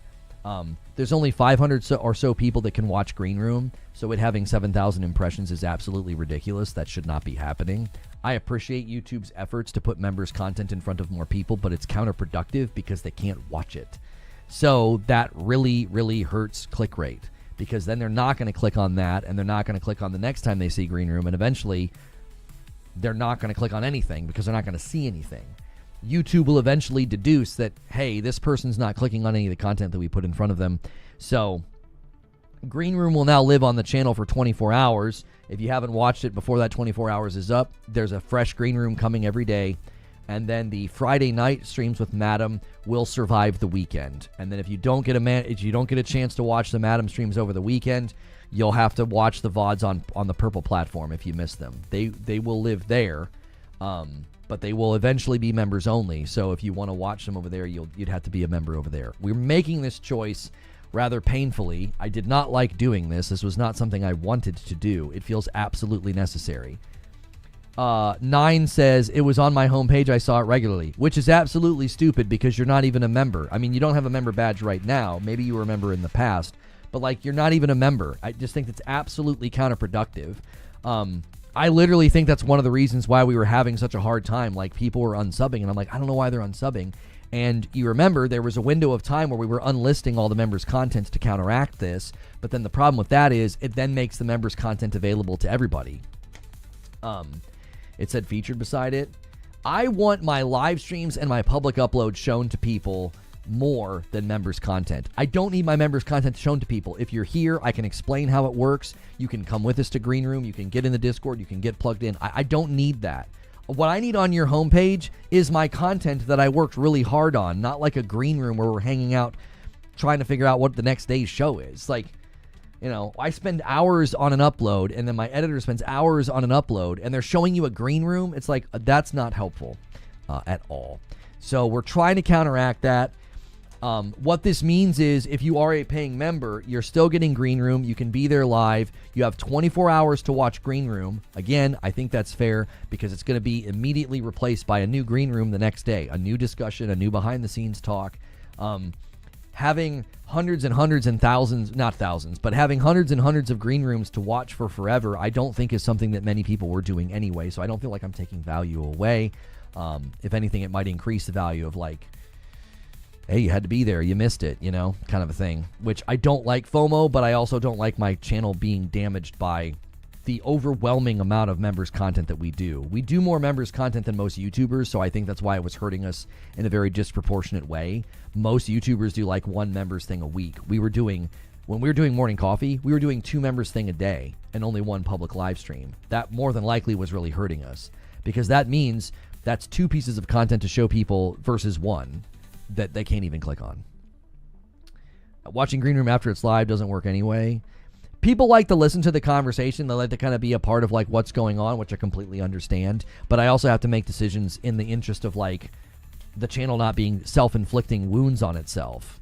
So I hope that the people who pay for their own membership can see the reasonableness of what we're doing. We're not trying to take things away from you. We're kind of being forced to do this, as well as what I would like to do is, as soon as Green Room's over, just get rid of it and be like, sorry, you weren't here. I don't want to do that. I'm going to give you 24 hours to watch it. That's still going to do a teeny bit of harm, but not nearly as much.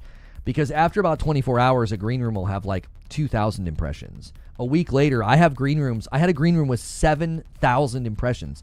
That is insane. Showing that video to 7,000 people, like, why? Why are you doing that? Only 500 people can watch it. Like, what are we doing? So that's just a little update.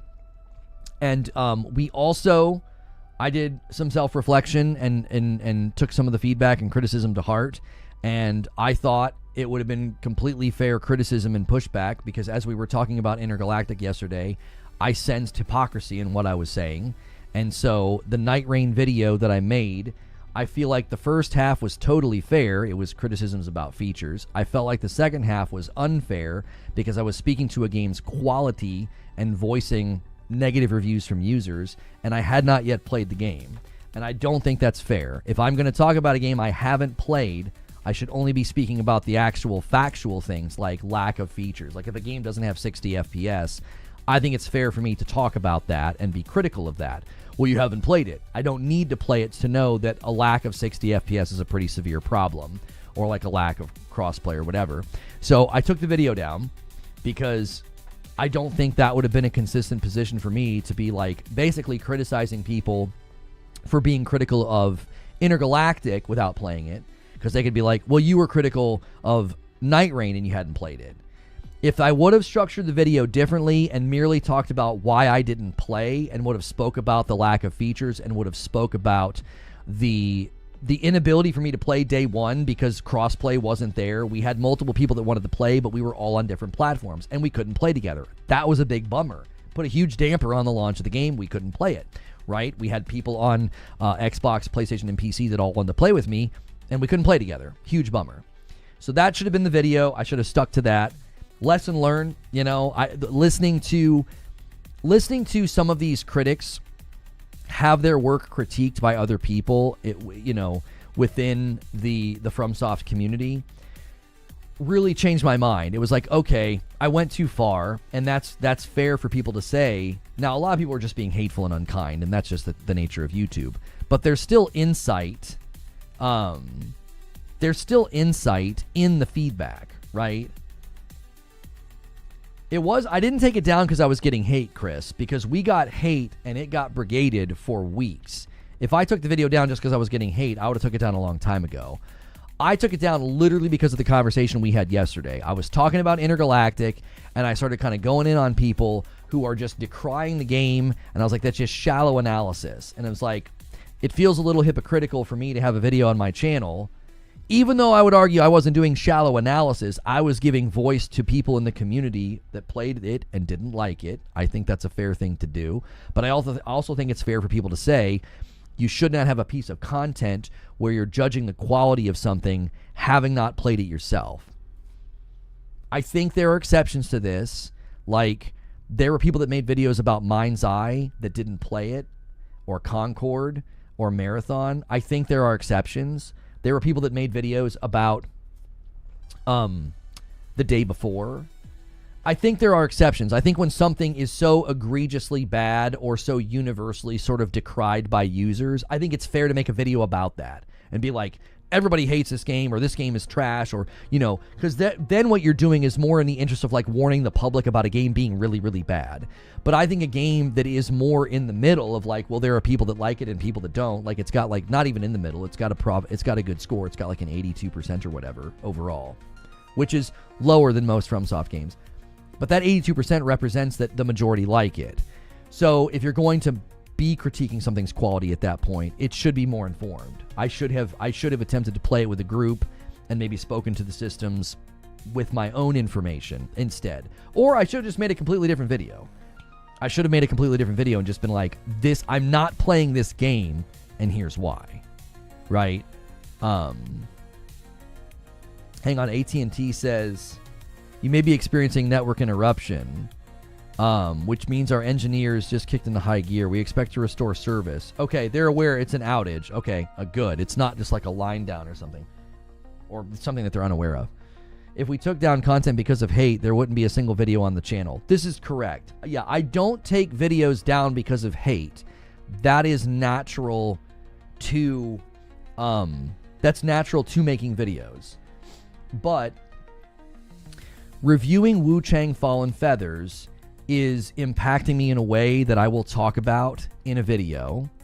And it really made me just start self-reflecting. And I listened to these guys talk about Joseph Anderson and some other guys that have been, very critical of FromSoft games. And I just reflected, and I thought there was some hypocrisy in what I said yesterday about Intergalactic, and I think I should take the video down because people will always be able to come back and they would be legit in saying this. They would say, but you did that with Night Rain. And now I can say, you know what? You're right. I took the video down. That's fair. I shouldn't have done that. I should have made a different video. I should have framed it differently. Because I think the front half of the video, those criticisms are fair. Nobody got to that. They saw a thumbnail and they were like, this guy's an idiot. He didn't even play it. So I was listening to one of those videos today, and I think it was Jon Stewart that said, even in the sort of the hustle and bustle of people yelling at you, there's insight, right? There's insight into blind spots or ways that you can improve. So even when someone's screaming at me, you're a dick, it's like there could be insight in there. Now, sometimes there's not insight. It's just a lunatic. It's just a lunatic.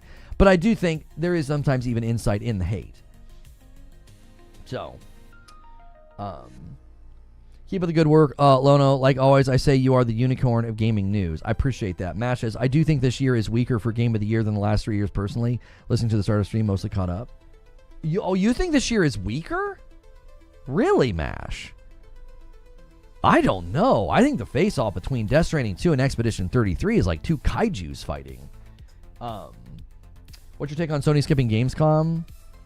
They have done that numerous years now. They don't go to Gamescom. They go to Tokyo Game Show instead. I think they've done that how many years now in a row? 3 or 4, something like that? Yeah. That's actually very common. I think they started doing that. Maybe it was around the same time. I don't know the exact timing. I think that was around the same time that they stopped going to E3. I think.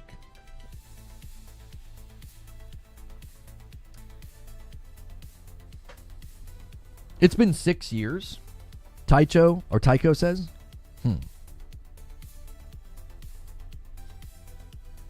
I'd agree with Mash. I really like 33, but it didn't give me the Baldur's Gate 3 Alan Wake 2 wow moment. Hang on, Joker Quinn with a single gifted. Joker Quinn being sneaky. He wants that 20 bomb to be an Agents of Chaos. Thank you so much, Joker Quinn. Twitch, it's your time to shine. It's your time to shine. Now's your time to steal it if you're going to steal it. You need to check every comment I left on the Halo videos. It's not blind hate. Some great insights for you. Thank you, Hilly. 33 will win, but Death Stranding 2 is my favorite. What a great year that you can say that, right? Isn't it a great year? Only one of those kaijus being good at combat. Huh? Which one do you think's good at combat? And the other's not, apparently. To be fair, I'm drawing a very fine line right there. Expedition 33 is definitely a game of the year. Okay, Mash says game of the year noms for 2024 was FF7 Rebirth, Metaphor, Astrobot, Black Myth. Prior to that, it was Alan Wake, Zelda Tears, Baldur's Gate 3. Prior to that, Ragnarok, Elden Ring, Forbidden West. For me, all better than anything this year. Oh, let me think about it. Hang on, I got to analyze what you're saying because I don't know if I necessarily disagree. I disagree. I think it's a tie. I do. I think it's a tie. I don't think it's weaker. I think that, especially when you look at Expedition 33 and what it's done to the gaming market and the gaming conversation and what it's done for people like myself and others that don't really do turn-based, I think is a phenomenal achievement.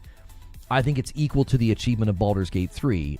Baldur's Gate did similar things. It achieved such a high level of excellence within a genre that people outside of the genre were flocking to it, and people were talking about it, and there were memes, and there were jokes, and there were people that were like falling in love with characters in a way that was charming and not weird, right? And we saw this with, you know, I to this day sometimes just think about Lune as a character and how they designed her.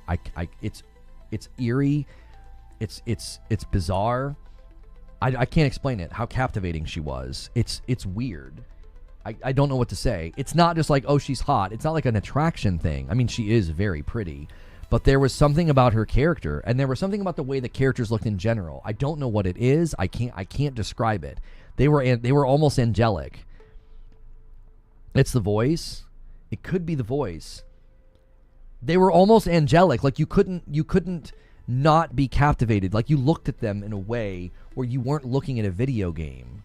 It wasn't Uncanny Valley. It wasn't like AI Girlfriend. It wasn't Gooner. It was like, I don't know what other words I can use other than they're like these very, very captivating looking people in a way that's like angelic, and in a way that is like, maybe because it's like a living painting. Maybe that's what it is. Like when you go to a museum and you look at a painting and you don't look away, you continue to look, and there's shades, there's colors, there's line work, there's all this stuff, and you sort of have to take it in. You can't just be like, oh, Mona Lisa, okay, next painting. I think that's what it is. It's like they did something to the characters. I felt the same way about Mael. I felt the same way about Gustav. It was like I couldn't look away from them. It was interesting. Completely agree with Mash about the Game of the Year topic, says Mike on the mic. Thank you for the $5 super chat. Mike on the mic. Climbing the top fans list. Guys, super chats and chatting will get you up on the top fans list. It's a new feature on YouTube. Thank you guys so much for doing it. Did you see Dead Take? It looks like an FMV game with Ben Starr, Neil, Newborn, Alana Pierce, and others. Alana Pierce is in a game?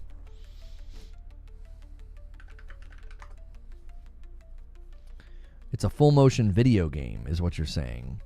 It's called Dead Take. It's coming out this month on July 31st. No, I've not seen this. Horror, atmospheric, story rich. Okay. What platforms is it on? Steam and Epic. Okay. We might be able to play that with Madam on a Friday night. That'd be fun. I don't mind playing PC games for stream. I just don't want to come in here on like a Thursday night and play in here, you know. Can you recap your predictions? Yes, I can give you a very quick recap. How are you, by the way, Detective Seeds? Or should I call you by what your mother calls you? Douchebag Seeds. I'm just kidding. That would be really weird. Okay, let me open my thing here. Okay, so I have 6 that I think are nominated seeds, and I have 6 wild cards. All right?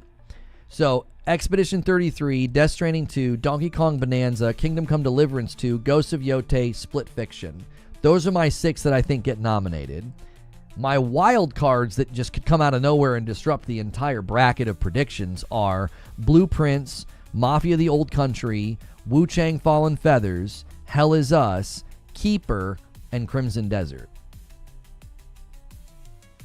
Traveling for a few days? What's your problem, bruh? No, Seeds and I have joked about like having a fake fight and fake drama for views. So every once in a while we just pick at each other. Expedition 33 is a great game for a creative story and amazing for a small team, but it's super linear. Bad platform sections. Many sections not voice acted. For me, it's top this year, but not revolutionary. I mean, I don't think I can necessarily disagree with everything that you're saying. I didn't experience the bad platforming sections. It's probably because I'm just a better gamer than you. But outside...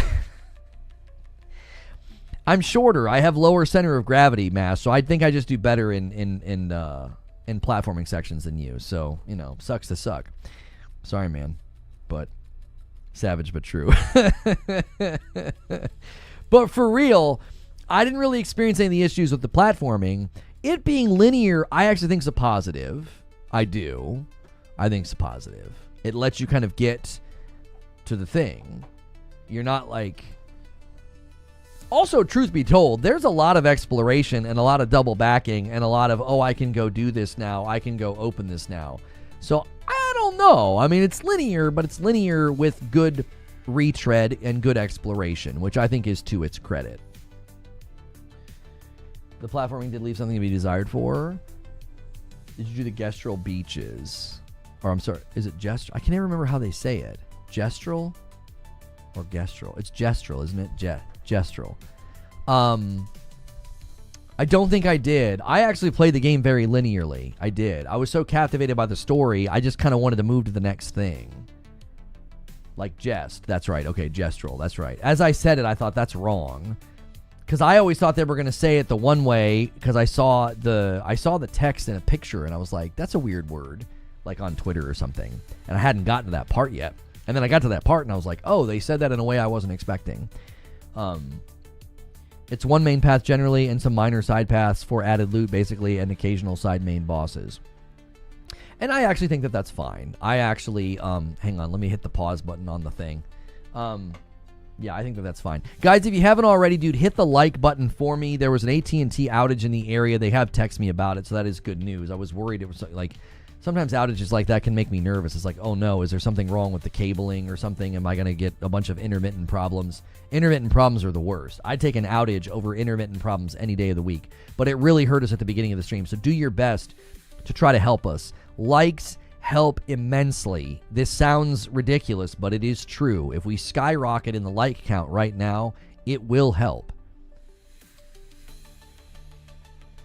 Donkey Kong will be better than Clair Obscur in my eyes. It depends on what you like. It really does. I mean, I could definitely see somebody ending the year and being like, Donkey Kong's my favorite game. And that, Expedition 33 just didn't land on them. It's slow and methodical work. Trust me, I know. Well, it's a good thing I have two internet providers. We were able to just kind of pivot without much of a hitch. For platforming, I mean the mountain grapples and the jumping in platforms is an example of when you climbed the super tall tower and had to jump between those wood planks and floors. I don't remember having any issues there, Mash. Sorry. I don't know. Donkey Kong's all action. Expedition 33 is turn-based. Like what you like. That's right. Like what you like. I'm never going to yuck your yum. My son said that the other day. He's like, don't yuck somebody's yum. He's like, but I'm saying yuck.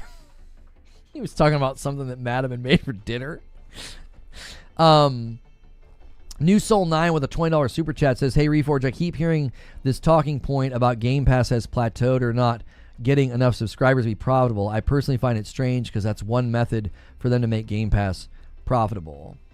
Well, okay, so I think one of the reasons people talk about plateaued is subservices in general have plateaued, and what that typically means is the subservice will then transition into raising prices, which we've seen that happen with Game Pass. They moved day and date to Ultimate. Ultimate went up. So that's a concern for the people who have been getting a lot of value from it, right? Disney Plus, Netflix, all subservices kind of go through this. The profitable discussion, I just don't think is worthwhile, because if they internally view it as profitable, it doesn't have to actually by itself generate profit. That's been kind of the misnomer of using the word profitable, is using the word profitable in these encounters, in these environments, I should say, typically means generates profit.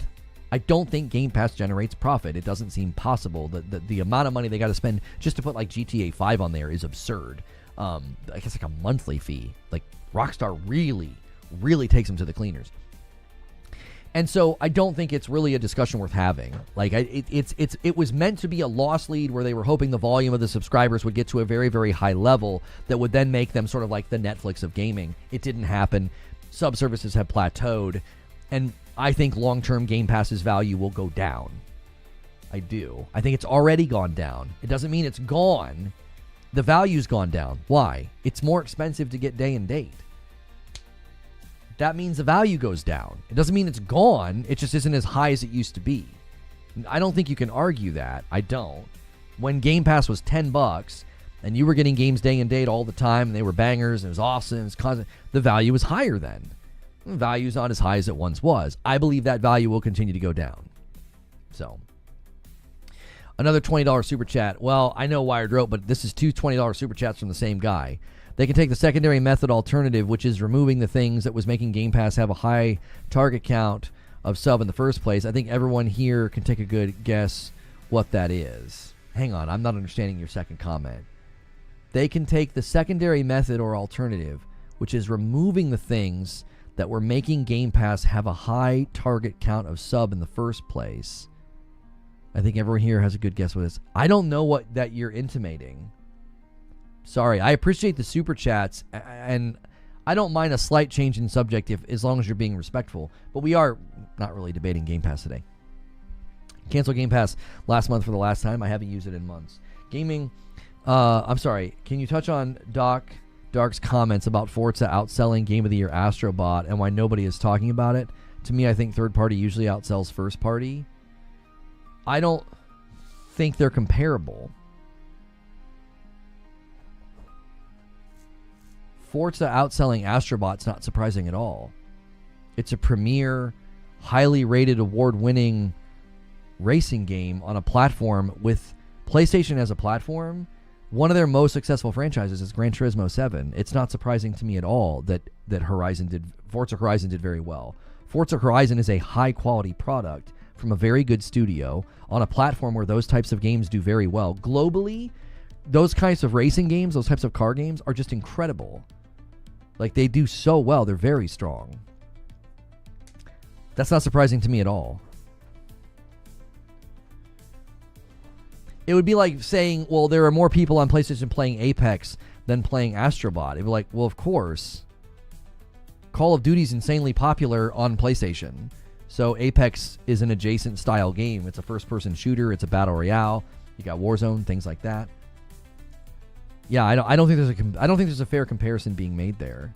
Listen, comparing game sales, honestly, I think for... How do I want to say this? I think most of the time, comparing game sales is not done in an intellectual way. It's just done in a fun, tribalistic scorekeeping way. Like, I think Doc is usually sort of playing a character. He's a friend of the show, and I like him. But I think he's kind of playing a character. I don't think he's making, like, an actual intellectual analysis of, like, well, Forza sold more than Astrobot, so Astrobot bad. Like, I don't, you know what I'm saying? I don't think there's a lot of depth there. Because I don't think I don't think it's actual analysis of, like, sales comparisons to come at an actual conclusions. I think he's just kind of being a character. And Doc doesn't mind me saying that. He hams it up. He'll literally be on Twitter, and I'll reply to something seriously, and he's like, don't be coming in here with all your seriousness. He's like, I'm out here trying to bait. That's why I like Doc. I like Doc. I like Goat Gaming. They troll with a smirk on their face. There's no malice in it. I think there's versions of trolling that are acceptable. Acceptable's not the right word. I think there are versions of trolling that are almost charitable. It's just like we're having a gag, we're having a giggle, we're having some fun. Kind of like the way that like J-Dub and Post-Up go at each other on Twitter. They're like friends in real life. Like, it's like they're DMing and they're buddies. Like, it's not real. There's no malice in it. Tolerable is probably a better word. Yeah. Thank you for the renewal, New Soul 9 as well. You are on a gifted membership. I mean, you just did an insane amount of super chats. So generous. If you want to upgrade to Member Plus, you'll count towards the total and you'll get access to the green room. You don't get access to the green room as a gifted member. Acceptable trolling. Who would possibly behave like that, you Jimmy Neutron-looking mother effer? Doc's premise is flawed. Games appeal to different audiences, and generally speaking, a racer will have a wider appeal than a game like Astrobot. Astrobot had broad appeal, but Astrobot is also not an established franchise. It's also not a genre that dovetails well with the audience on PlayStation. Like, look at how well Gran Turismo has done over the course of its life. As a franchise, just look at the numbers, right? So if you do Gran Turismo lifetime sales, okay? The Gran Turismo series has sold over 90 million units worldwide. So it doesn't take Sherlock Holmes to figure out why Forza Horizon does so well when it comes to PlayStation.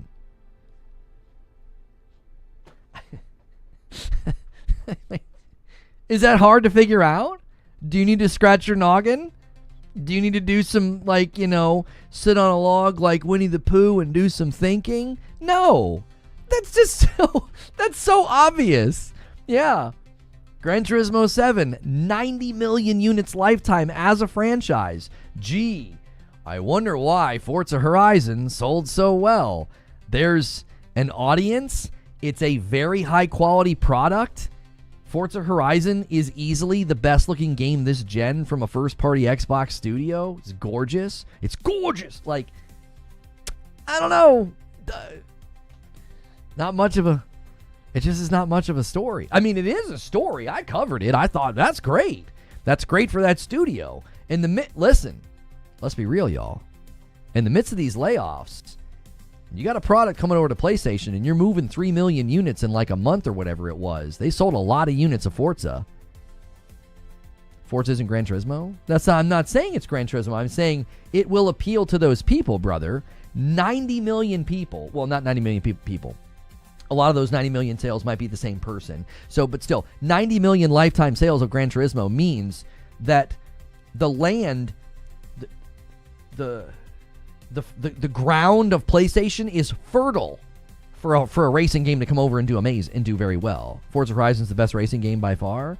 I mean, there are people that think it's the best. There are people that think Gran Turismo 7 is the best. Everybody's got different opinions. The point is when you have a franchise like Gran Turismo selling 90 million lifetime, yeah, Forza Horizon 5 is going to crush. I told people it was going to crush. I was like, that's going to be huge. It's going to be huge. You have an enormous audience of people that are going to be like, well, I'll buy that game. They love it. It's one of the reasons why I've said I think Gears of War will be more popular on PlayStation than Halo. Unless Halo really goes crazy and evolves. Like the Combat Evolved that we're hearing about. Dope shirt. Thank you so much, Feed. Somebody get Feed a badge. My gosh. Get this man a badge. I think the Gears of War Reloaded versus like the Halo Combat Evolved, I feel like Gears is just going to be more popular. I could be totally wrong, but I feel like it's going to be more popular. I just feel like it's going to vibe more with the audience on PlayStation. Horizon's the best arcade racer, not the best racer. Oh, you said maybe, Eugene. Gran Turismo in VR is jaw-dropping. I don't play these types of games, and Gran Turismo in VR is stupidly good. You're wrong. Halo over Gears? I don't think so.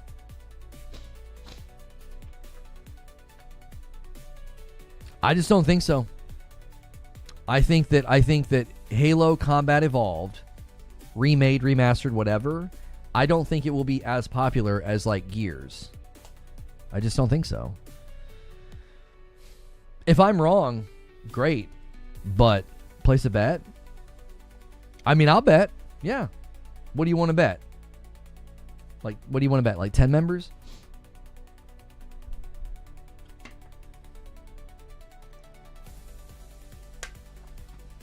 I'm talking sales, by the way. I'm talking sales. Yo, Rissick with the single gifted. Thank you so much, Rissick. I'm talking sales. I think Gears of War Reloaded will sell more than like a Halo Combat Evolved. Well, I think traditionally I've been saying Gears of War E-Day will be more popular than a new Halo. Combat Evolved, you might be right. You might have me on that. That Combat Evolved, because it's a historic game, might do better than the Gears of War Reloaded. Like, as I said it, I thought, Gears of War Reloaded might be weaker. But if what we're hearing about Combat Evolved not having PvP is true, then I may end up being correct. I think when I've been saying this traditionally, I've been thinking about Gears of War E-Day versus a new Halo. I just feel like E-Day is going to be more popular. Combat Evolved Remaster could be an OG, would be an OG Xbox game. People won't give a crap. It's a 25-year-old game.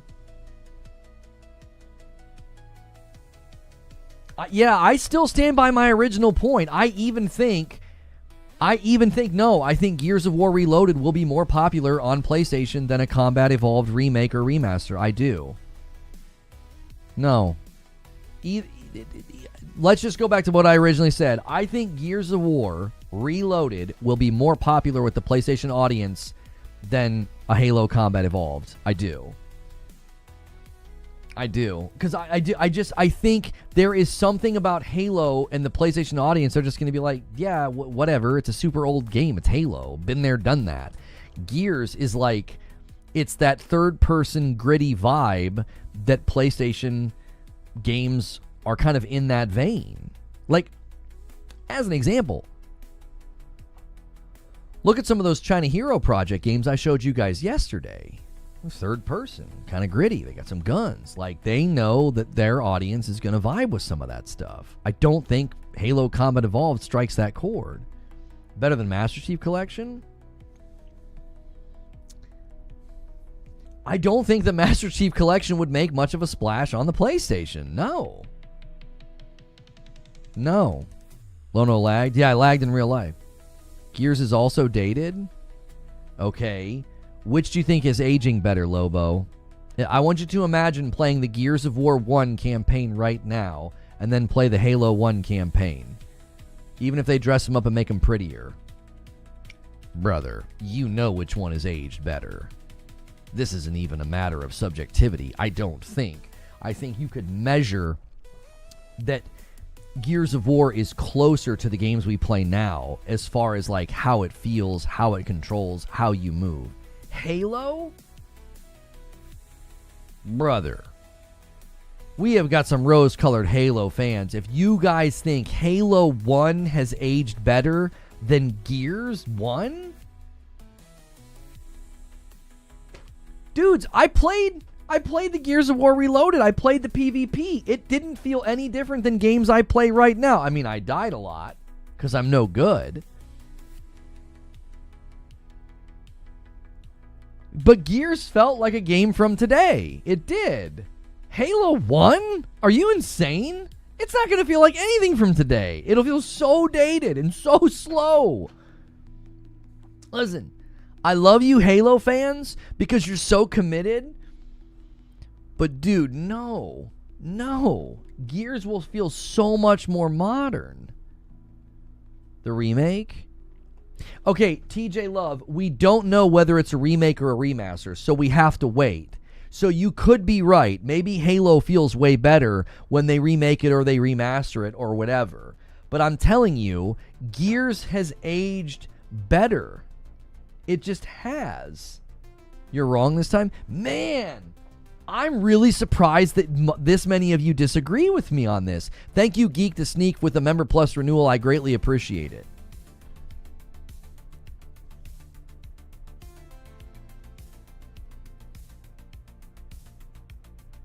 No one wants to play slow-walking hip-fire FPS in 2025. Halo Combat Evolved still plays better to me. I play it every year, but maybe you're right. Gears of War Reloaded is a remake. Oh, I'm sorry. Combat Evolved is a remake, you're saying, Creature. Halo changed the industry? Broken. Now, just track with me here. Do you know what also changed the industry?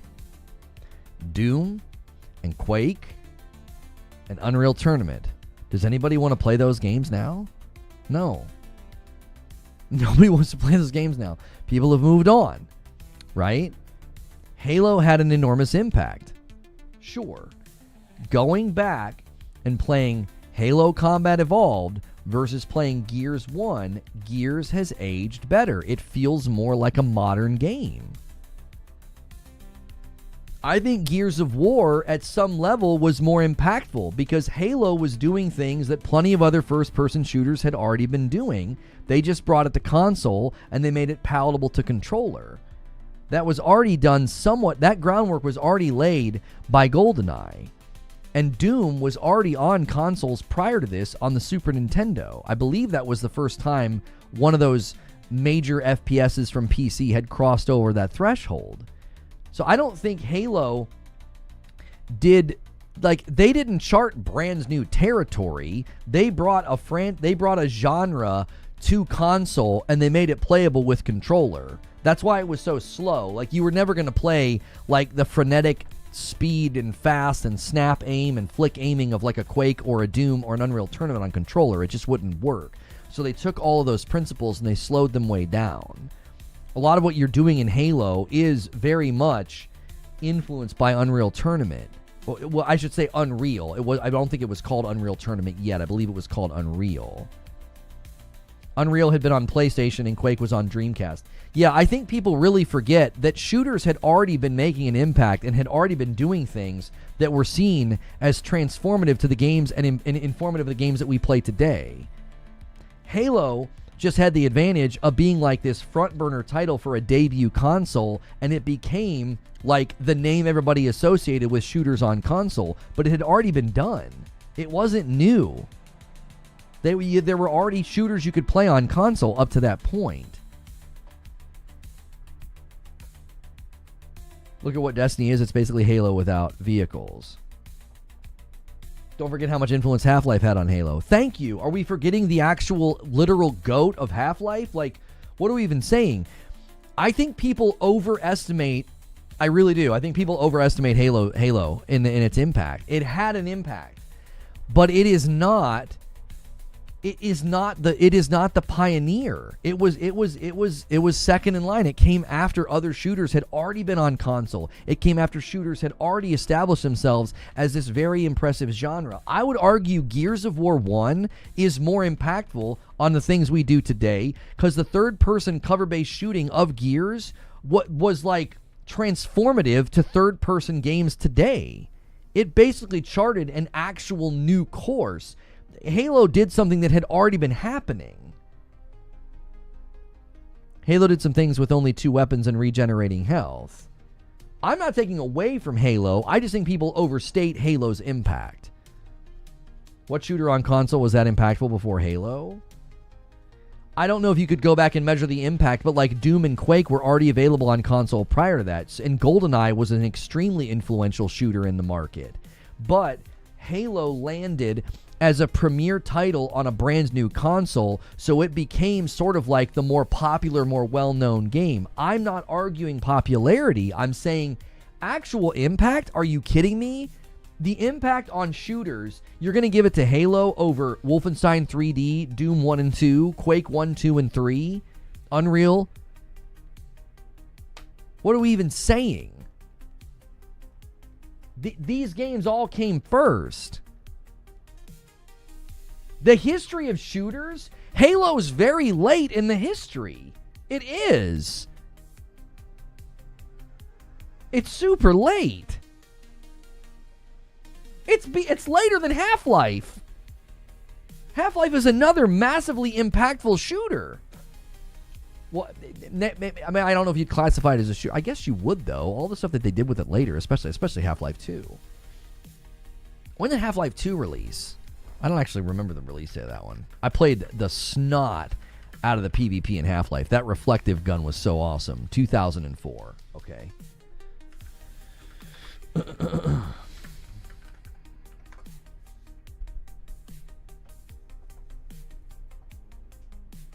Halo brought Xbox Live. Its impact was enormous. Halo's impact is on console space. I'll grant you that. But if you want to talk about gaming and shooters, get the frick out of here. No. You want to talk about on consoles? Sure, I'll grant you that. But the minute somebody starts talking about Halo it being this massively impactful game in shooters, I'm going to be like, shut your mouth and know your role. There were so many other massively impactful shooters that had already been in the market well before Halo showed up. Well before. Like, you don't know the history of shooters if you think that Halo had this massive impact on shooters. It's like it was super late in the history of shooters. Super late. Consoles, yes. Within consoles, Halo has been massively impactful, but not in the realm of shooters. Console, though? But that's my point. Yes, give it its credit and its flowers for console, but it's standing on the shoulders of Quake and Doom and Wolfenstein. It's standing on the shoulders of Half-Life. It's standing on the shoulders of Unreal. Do you understand how many shooters I just listed? And you want to be like, oh, it had a huge impact on shooters. What? Brother, I was playing Team Fortress before that came out. What are you even talking about? I think I was playing Team Fortress before. I remember playing it with my friends. Was that before Halo? I think it was. Better than all you just listed? You're high. You are high. We're talking about Wolfenstein 3D, Doom 1 and 2, and the Quake games, and Half-Life, and Unreal, the first one. Not Unreal Tournament, the first one. These are the grandfathers of shooters. You want to talk about Halo?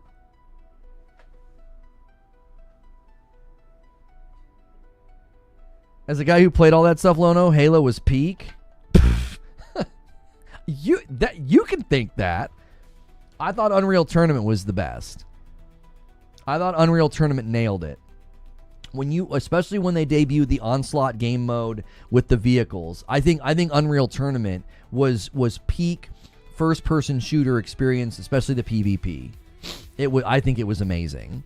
Halo felt geriatric in comparison. It just did. It was slow and plodding, no ADS. Halo was geriatric in comparison to like Unreal Tournament and the game mode of Onslaught specifically. Not even a comparison, brother. Not even a comparison. One feels like playing checkers in a nursing home, and the other feels like you're playing paintball in the forest. Like, they're not even comparable. It was so boring. I'm telling you, those of us that cut our teeth in the battlefield of, like, Doom, or I started with Quake 2. Yeah, then there was Soldier of Fortune was incredible. Wasn't that, like, one of the first games you could, like, shoot body parts off of? The enemies and stuff?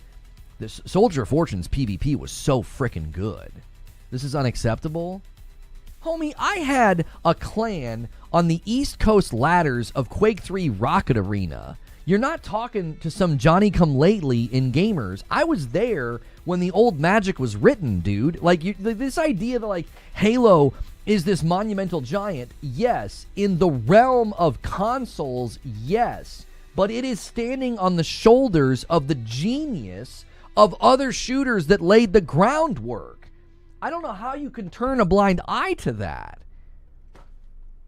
It's like Wolfenstein 3D, then Doom 1 and 2, then all the Quakes, then Unreal, you got Half-Life, you got all those games that came out before Halo.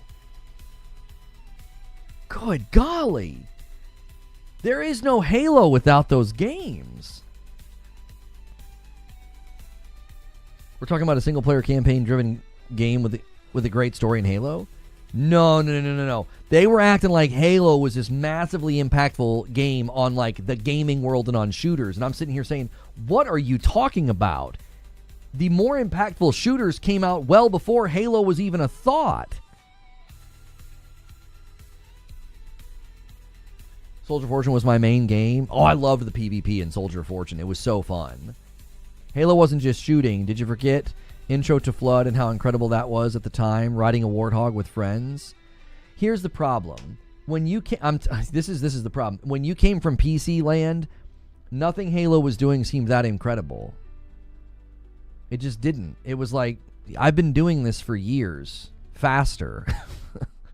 I'm sorry.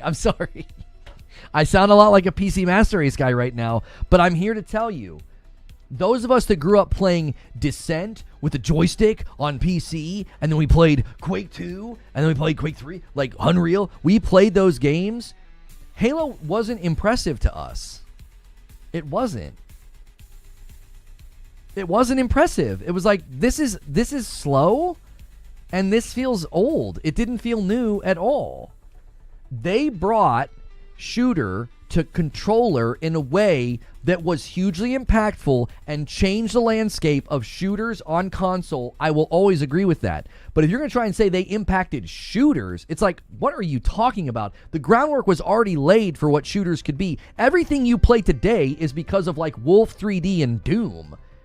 Those are the games that laid the groundwork, especially when you arrive at games like Quake 2, and then when you arrive at games like Unreal and Unreal Tournament. All the games you play now are heavily influenced by those games. Not Halo. Halo was influenced by those games, so it has to be included in that idea of, like, there's a trajectory of shooters in the market, and you got to go back to the granddaddies.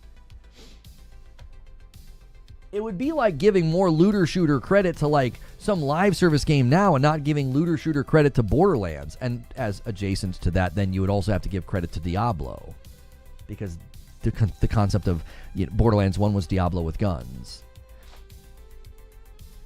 This is a fun conversation, but I really do think a lot of you, because you're such big fans of Halo, you're not considering the actual long scope of history of shooters and how late Halo was to the party. Hang on one second, I got to do a super chat, and then I'll get to you, Mikey Bot. $10 super chat from Street Shadow. Even Bungie will recognize that they are standing on the shoulders of Doom, Unreal, etc. Halo was like the iPhone. It brought the genre to a mass market on console, but it wasn't the first. Right. Its impact wasn't necessarily in, like, innovation. Its impact was in, it made it more accessible to this broad audience. That's what Halo did. You can give it credit for that, but you want to give it credit as, like, some innovative shooter. What the frick are you talking about? No. It made a first-person shooter accessible to a larger market. It didn't innovate in shooter. It did everything that had already been done in shooters. It did. There wasn't anything new. It was all stuff that we had seen in either Quake or Unreal Tournament at that point. Not Unreal Tournament, Unreal. Innovative the console players? Hang on.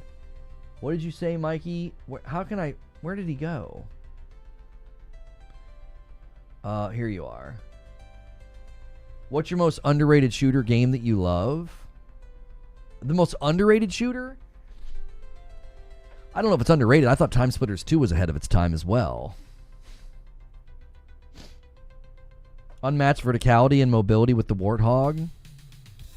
You think that level of verticality and mobility wasn't in games before then?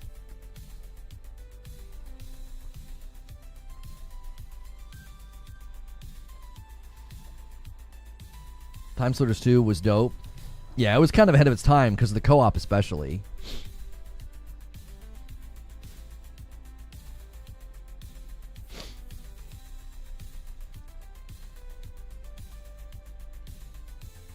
I think you can give them credit for the vehicles, probably, because I don't think Unreal had done the vehicles yet. I think when we looked at the timeline, or wait, wasn't Unreal before Unreal Tournament didn't have vehicles like that? You insist Halo wasn't new enough, yet insist we must compare Halo 1 to Gears and how they aged. No. Phaedrius, you're misrepresenting what I said. I said that I think Gears has aged better because it feels more like a modern game. I didn't say that they both came out at the exact same time and Gears is better. I'm saying I think Gears has just aged better. It's fair to say yes, because it was further along in the development of games, but I'm also saying that's part of one of the reasons. You're correct to add that nuance to the discussion. One of the reasons that Gears stands to do better with the PlayStation audience is it's further along in the life cycle of games. That's completely fair, but you're misrepresenting what I was saying. I wasn't saying, oh, these games are exactly equal. They came out at the exact same time and Gears has aged better. I was saying it just feels more like a modern game. Compare how 360 Halo aged compared to Gears. 360 Halo compared to Gears. I still think Gears gameplay has aged better than Halo gameplay. I do. That's obviously subjective to me as a player, but I think you take a Gears that came out at the exact same time as another Halo, Gears combat and feel has aged better. It feels better. It feels more like a modern game. Halo still, to me, always has this sort of dated, slow feel to it because that's where the game was born. This is a conversation that we've had so many times, and I think it's very interesting because everything you guys have said is part of why I think Halo always feels a little bit dated. Because Halo was born at a time where they had to slow everything down so that it was palatable on a controller. Those of us that were playing games like Unreal and other really fast games on PC with a mouse and keyboard, we thought Halo was geriatric. It felt so slow. I felt like it was like, I was like, did somebody turn the speed of the game down? What the frick is this? We didn't like it. Us PC guys did not like Halo when it first came out. At least in my group, we didn't like it. It felt slow. That's why I think to this day, Halo has that dated feel, because it's standing on a history of needing to be a little bit slower, needing to be a little bit more palatable. And that's baked into its DNA. And I think because it's baked into its DNA, it's why I've always said the hardcore Halo fans are going to drag this franchise into the ocean and drown it, because they don't want the game to change. They want it to feel like Halo. And I'm like, that's never going to work in the mass market. It's never going to work. You are never going to get broad appeal. You're never going to get new interest. There are people that are going to be like, I've been there. I've done that. I've played Halo. I won't have any interest in that if it's just going to feel like another Halo. They've got to do what Doom did. I don't think they need to make it like Doom. Everybody misunderstands this point when I make it, so I'm going to try and make it more clear. They don't need to make it like Doom. They need to do what Doom did. There's a difference between those two statements. Doom honored the past, but wasn't tethered to it. Doom 2016 honored what Doom was, but it's a completely new interpretation of what Doom can be. That's what Halo needs to do. Halo needs to honor the past, honor what Halo is, but it needs to completely evolve the way the game feels, or else you're just making a game for the shrinking hardcore Halo audience. You're not going to get anybody new to dive in with another Halo that feels like Halo, and nothing has really changed. Same movement feel, same weapon feel, same lack of ADS. Forget it. No one's going to give it a second glance except for the hardcore Halo audience that just wants another Halo. And God love you guys. You guys are so dedicated and so loyal. It should be frickin' studied. But good golly, you got to let the franchise breathe. You got to let the franchise evolve. Bungie already evolved Halo. It's called Destiny. I mean, right? And look how popular Destiny was, because they ushered in a new era for what a first-person shooter could feel like, didn't they? Imagine playing Destiny and it felt like Halo. And that's all it felt like. Imagine the movement, the guns, and the vibe of Destiny basically being Halo. Do you think it would have gone for as long as it's gone? Over 10 years? As a live service game? What's the number one reason people say they keep going back to Destiny? It just feels good. It just feels good to shoot. It just feels good to be in the world, right? It's commonly the cited reason. Do you ever wonder why Bungie didn't want to keep making Halo? Because they wanted to make Destiny. And they wouldn't have been able to do that. If they would have made Halo feel like that, what would everybody have said? They would have been like, this isn't Halo. This is something else. They wanted to make a new game. They wanted to basically expand on what they had learned with building Halo, and they wanted to build a brand new shooter, and that's what Destiny is. Destiny is Bungie's vision for expanding beyond what Halo feels like. And I'm here to tell you, that's Halo's greatest weakness. Is there's this loyal audience that just doesn't want it to change. They think guys like me are trying to kill it, and you just want it to be fast and double jump and wall runs. I'm not saying you need to implement all of those things that are in like a Titanfall or in like a Doom, but good golly, you got to do something. If not, you've just made one more Halo for most of the gaming world to ignore. It will sell more than Gears. TJ Love, I don't think so. We'll see. We'll see.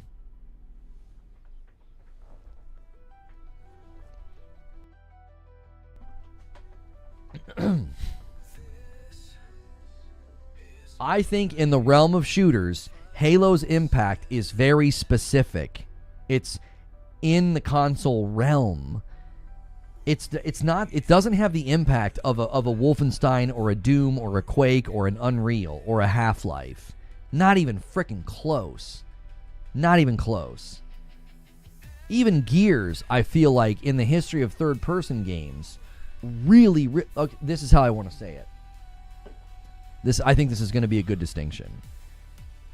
Halo made a genre more popular. It didn't actually change the genre that much. A lot of what Halo did had already been done before. I think you can give them credit for the vehicles. They deserve credit for that. But outside of that, the way that shooting felt and the way that movement felt, the actual moment-to-moment combat of Halo as a first-person shooter did not really iterate or change or innovate on what we had already been doing on PC. Gears of War, however, took something and evolved it. The third-person elements of Gears was an evolution of an idea that had already been in place. I feel like Gears did more in that realm.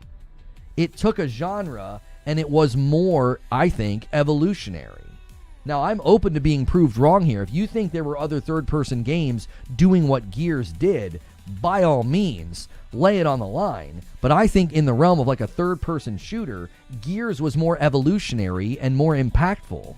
Because Halo made a first-person shooter extremely popular to a broader audience because it was now no longer just relegated to PCs or like offshoot games on the Dreamcast or something.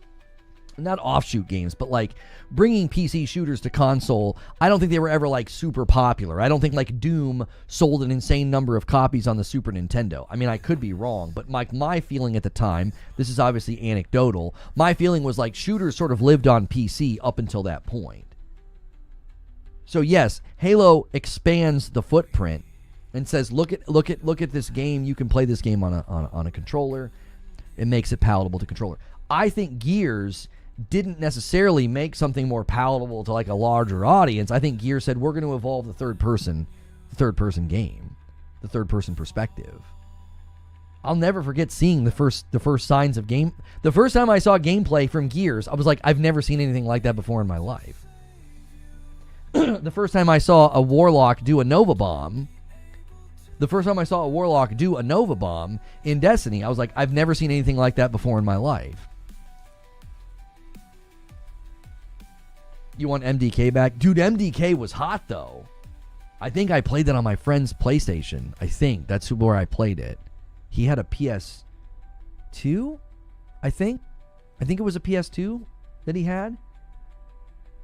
And what punk rock band did we listen to? Oh my gosh, what was the name of the punk rock band that we listened to? Oh no. Oh, it's right there. It's right there. It's not Yellow Card or Atticus or something with a 3 in it. Frick! My brain's getting old. My brain's getting old. What was a punk rock band back then around MDK PS2 era that we would have been listening to? We had them on loop. Oh, save me, chat. $10 super chat from Street Shadow says, Halo's weakness is this tight grip on nostalgia. Destiny 2, even now, even in a low time, can still get a minimum of 150,000 users on all platforms because it modernized the feel. This is why they are doing a Halo Combat Evolved remake. Come on, old man. No, not Boobastank. Oh, frickin', not Hoobastank. No, it's not MXP. It's not Good Charlotte. Oh my gosh. Oh, I can't even think of any of the lyrics to jog my memory or to jog your memory. From the late, it would have been late 90s. Dadgummit. Shoot. Somebody said Creed. Rancid, Linkin Park. No, you're late. You're naming bands that are too popular. These guys weren't they weren't as popular. That's why I can't remember them. Oh, it hurts. If I know. Oh my gosh, I hate when this happens to me. It's not fire. It's like something about a 3. Not Three Doors Down. A punk rock band. Oh, this is terrible. If I could even think of a single lyric, we could get it. 303, no. It might not have anything to do with 3. It's not Blink-182. It's not Third Eye Blind. It's a punk rock band. Stupid. No, it's not 3 Days Grace. No, no. Oh, this is terrible. I'm not helping you guys. It's my fault. I'm not giving you good clues because I don't think the 3 has anything to do with it. Fire or something. Oh, my golly. Can we get some likes on the video? Let's try to get to 300 likes while we're trying to figure this out. It was in the late 90s. Alkaline Trio. Oh. Thank you. Oh my gosh. Thank you. I said 3, didn't I? I said 3. I was actually close. My brain knew there's something about a 3. Alkaline Trio. Oh, golly, golly, golly. That was going to drive me crazy. We were in his, he lived in the attic, and we played MDK all night, and we listened to Alkaline Trio the whole time. Yeah. That's a good memory. Thank you for that. That's a gift to my brain. I told you they were lesser known. Like, you guys are putting, like, Blink-182 and Offspring and stuff. I'm like, I'm not going to forget those names. These guys were more offshoot. They weren't nearly as popular. Have they done any new stuff lately? They have an EP that's out now. Hey, I didn't see this. I'm so sorry. Somebody ordered a light. Geek to Sneak, you ordered a mug and some light roast. Thank you guys so much for those that continue to support the coffee. I appreciate it so much. I really, really do. That is a great way to support what we do here. Yeah, Smashing Pumpkins. Yeah, I couldn't think of Smashing Pumpkins. Which their best album is Siamese Dream. That's fact. So don't even debate that with me, okay? Don't be bringing your frickin', Melancholy and the Infinite Sadness in here, okay? Great album, but nothing compares to Siamese Dream. Let's not even do this, okay? We don't even... The debate's over.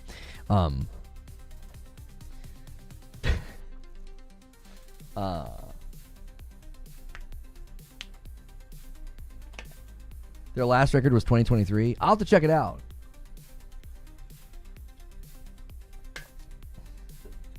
I remember really liking them. Yeah, I remember listening to Alkaline Trio a lot.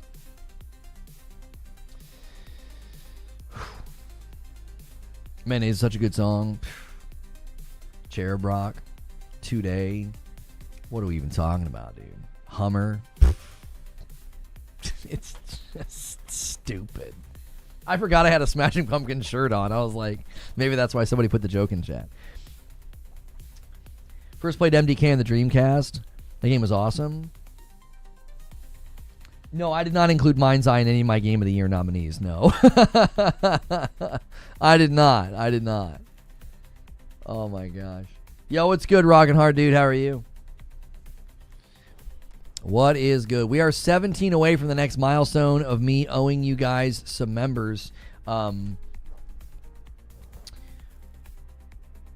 We are going to get into some gameplay today, so don't worry about that. If you're wanting to see that Donkey Kong game, that'll be what we're doing later this afternoon.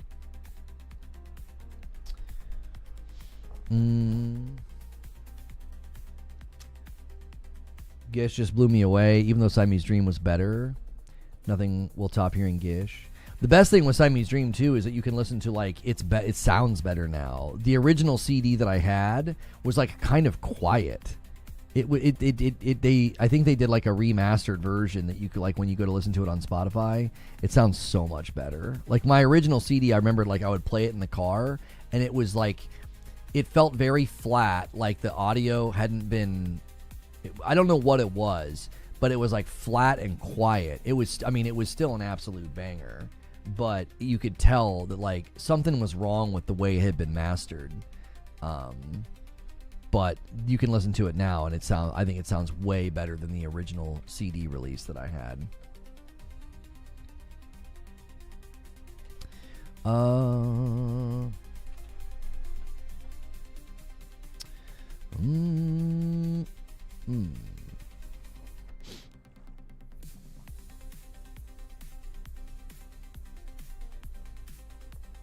No, No, that's not the right thumb. What the heck is going on here?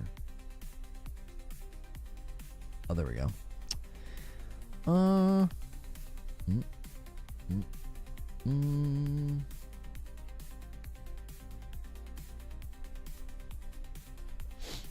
Okay.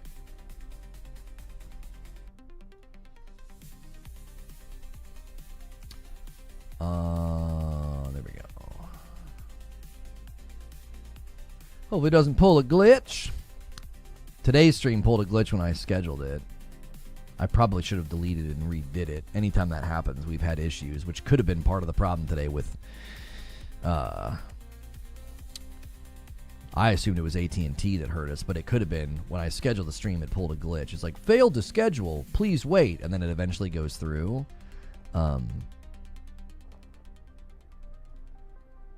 Oh, sorry, we're dropping frames because I'm doing stuff, and we're not on fiber, so it gets a little persnickety. It doesn't like me opening windows and uploading thumbnails and stuff.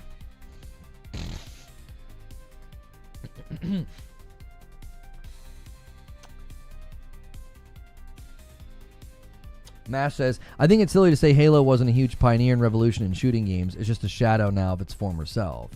I think my problem with that, Mash, is that it didn't... I just don't think it went beyond shooters that were already in existence. I don't think that it did. It didn't go beyond what I had already played in the Quake, the Doom games, the Unreal games up to that point. I don't know. I think it's really, really hard to impress someone who has played the very first shooter, Wolf 3D, and then all the evolutions up to that point, and then you're like, but you can play this game with a controller, and it's slower, and there's no ADS. I'm not going to be impressed by that. I'm coming from PC land where we've been playing games better than this, more advanced than this, for years at that point. For years. Halo Capture the Flag mode, favorite one. Halo made multiplayer shooter mainstream. That's what I've conceded and said. Halo impacted the palatability and the popularity of shooters. But we were already doing all those things already, is my point. Can you tell me what the original Doom and Unreal campaign story was? What vehicles did you ride with friends in multiplayer shooting? When did Unreal add vehicles? Was it in one of the tournaments? If it was in one of the tournaments, then you can claim vehicles. You can claim vehicles because I think Unreal did vehicles in one of the tournaments, and it was maybe a year after, I think, Halo, but I feel like the original Unreal game had vehicles. Did the original Unreal game have vehicles? When did the first Unreal game come out? Because the first Unreal game came out in 1998. And that, I'm telling you, that game and all the games before it were... I'm here to tell you, they were so far ahead. They were already doing all this stuff. Now, maybe they didn't do vehicles. Vehicles may have came later, and you rode with friends. I don't think you can claim vehicles in Unreal. I'm talking about as a shooter, though. Me shooting guns, me moving in a three-dimensional space and shooting at enemies, me moving in a three-dimensional space and shooting at other targets. Like, we had been doing all this stuff already. So you could claim vehicles, sure, but the fact that Unreal Tournament did it, like, I want to say it was very shortly after. It wasn't that long. You could give vehicles to Halo, I guess. You could say, yeah, that was a pretty big impact in the multiplayer landscape to have vehicles in a shooter that you could, like, drive around with together. Tribes had vehicles? When did the first Tribes game come out?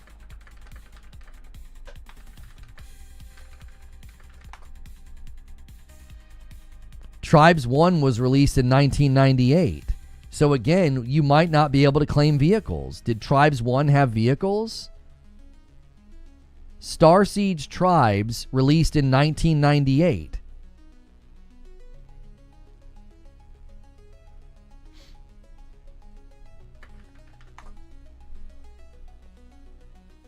The first Halo game came out in 2001.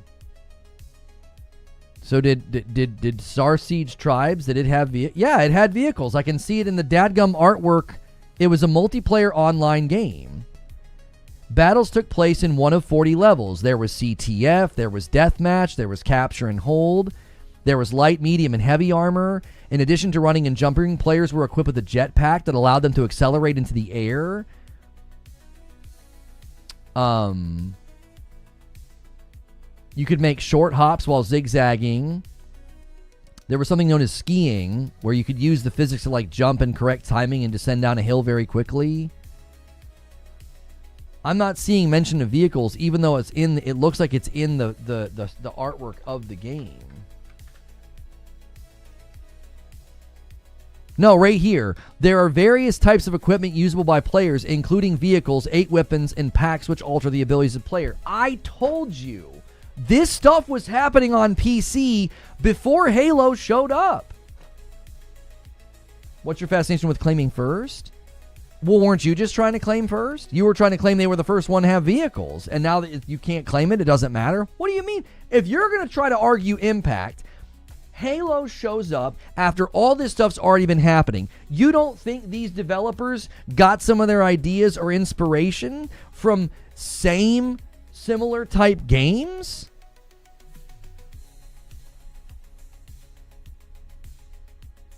If you're going to argue impact within shooters, where is the new? Where is the innovation? Where is the evolution? Halo's doing stuff that was already being done. That's the point I've been trying to make. Halo put shooters on the map. Because you hit console, you make first-person shooters more palatable to people who are using a controller, because controllers at that point are endemic to the console experience because of the Atari, the Coleco, and the Nintendo. Holding something in your hand with simplistic, lateral or motor function to press instead of like mouse and keyboard is very different, right? So controllers are the expectation up to that point. They make first-person shooters palatable to the controller by slowing everything down. They didn't do anything that hadn't already been done, though.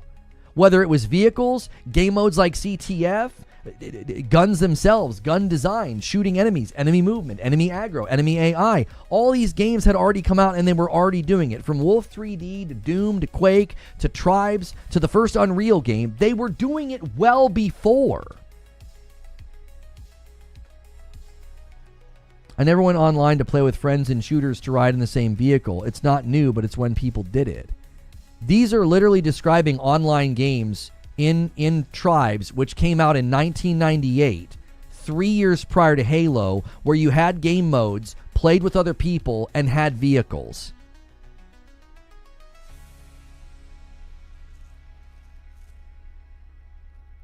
Halo did it better. That's subjective. We're not talking about who did it better. We're talking about impact, evolution, innovation. PC was lame back then? That's just opinion. You're not arguing anything at that point. You're just saying that you thought it was lame. PC gaming back then was freaking awesome. Brother, I was packing up my PC and taking it to Dearborn, Michigan for LAN parties in Quake 3 Rocket Arena before a lot of these kids even could think about playing video games, man. Like, what are you even saying? PC gaming back then was legit. Everything you do now is because of those PC games. PC was unheard of as far as gaming.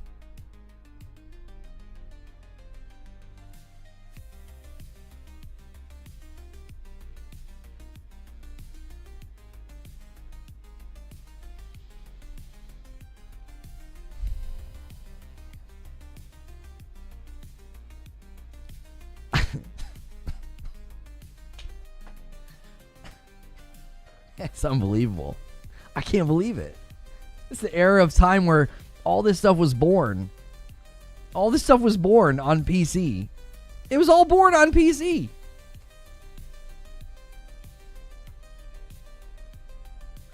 I don't understand. Doom and Quake, Unreal Tournament, Call of Duty, freaking EverQuest. I was there when all this stuff came into being. What are you even saying? Diablo 1? Diablo 2? What is happening? What do you mean? PC gaming is like the birth of most of what we do today. All boring? Get the frick out of here, TJ Rage. All boring. Some of the most impactful games in the history of gaming. And because you want to give Halo flowers, you're going to act like PC gaming was nothing. And some of the most iconic, most impactful, genre-defining, genre-pioneering games. And you're like, well, they were boring because I want to give Halo flowers. Get the frick out of here. We're talking about games that literally gave birth to entire genres that we play today. They gave birth to them on PC. Oh my golly. I never claimed first. For Tribe's vehicles, that also came in 2001, and it wasn't as popular as Halo. My point is, what defines gaming history is the popular games that shifted the market. I don't agree with that as a premise. No. What defines gaming history is gaming history, not what's popular. No, you're trying to claim like winner dictates history. No. History dictates history. You're not spitting bars, you're recategorizing. The history of gaming is quite literally that. The history of gaming. So the reason Halo does what it does, you can't take away from the fact that it's standing on an entire genre that was born on PC. What are we even saying? Wolf 3D, Doom, Quake, Unreal, Half-Life, and Tribes are all games that predate Halo by multiple years, not like 6 months or something. What are you even saying? Just because Halo was more popular, it gets to define the history? That doesn't make any sense. So would you say that sci-fi games, would you claim that movies of today get to claim more impact than influential movies of the past like Star Wars? Oh, well, this movie has sold more tickets, or this movie's more popular, or this thing is more popular, so therefore it gets to define the history? That doesn't even make any sense. Why is Elden Ring relevant in gaming history? It didn't do anything specifically new. What about The Witcher 3? I would argue that Elden Ring is significant within gaming history because of its impact on the idea of exploratory purpose within an open world game design, and not just sort of like giant icon chasing fetch quest open world design. I believe they took an existing genre and they evolved it. They improved it. Breath of the Wild did the same thing. It took an open world idea and it made it better. It said you can have nooks, crannies, no way to figure things out, clues, maybe, density, exploratory purpose. Up to now, open world was, it's open world because it's open world and you can kind of go everywhere and there's icons everywhere. Look who's defending PC. Nothing needs defended. I'm saying within the history of games, trying to give Halo this big bouquet of flowers when it quite literally did what everything had already been doing. Improved it, made it better, story purpose, same argument? No, I would argue that Halo did not improve anything within shooting. It didn't. It didn't add anything new. You couldn't even ADS. What do you mean? How did it improve shooting? By stripping it down. How did it make the shooting better? By stripping it down and making it slower. Story purpose? I'm sorry, what?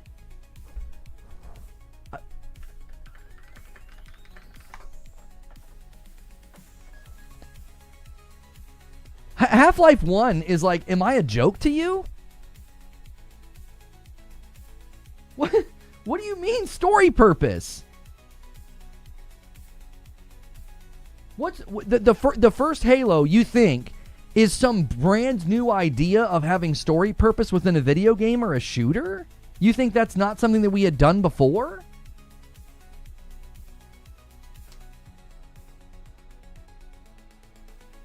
Half-Life didn't have ADS either. I reference Half-Life within story purpose.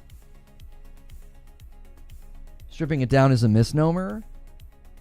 How is it a misnomer? They did. Admittedly, they stripped down the shooting and the movement.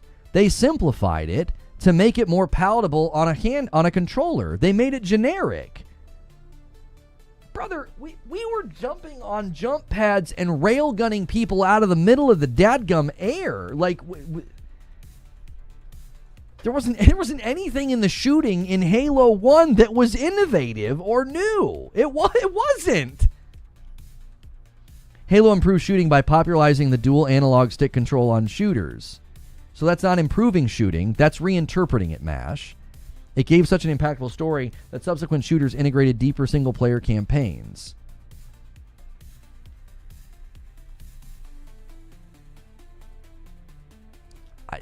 I don't have enough to argue that, because I can't think of anything other than Half-Life 1 up to that point that had a very, very impactful story within a first-person shooter, and that predates Halo by 3 years. So I don't have enough to argue that. But reinterpreting shooting on a controller doesn't make shooting better. It's just another way of experiencing it.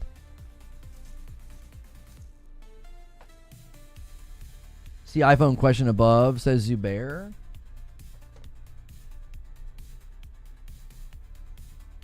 Can we stop complaining issues, please? Did Apple invent the smartphone because it was the first popular smartphone?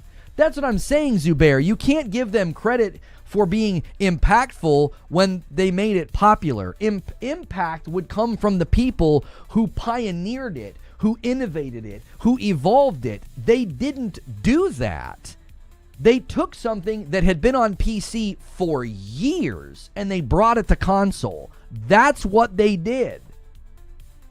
That mushrooms into popularity impact, not impact on shooters. It wasn't like people were like, oh, like developers were like, oh my gosh, look what you can do with the shooter. It had been done for years on PC. Semantics? That's the whole point of this discussion, Lobo, is the semantics of the idea that people want to argue Halo is this massive impact on the shooter genre. And it's like, all it did was something that had been taking place on PC for years in games like Doom and Quake and Unreal and Tribes. And it made it more accessible to controller and made it more popular. It didn't do anything within the genre that hadn't already existed. So arguing impact, it's like, well, I guess you have to argue impact by way of the popularity. You could say because it made it more popular, it opened up the market for more shooters to be created, but it didn't do anything within shooting. Like as a shooter, it was like, I remember playing it and being like, why is this all the rage? I've been playing games like this for years, and this is slower and more stripped down. You underestimate how important it is to make things popular? I'm just keeping the categories separate of like making something popular is important, but within the realm of the shooter genre, I'm like, brother, I was already playing games like this for a very long time. There was nothing really new. There was no new ground tread.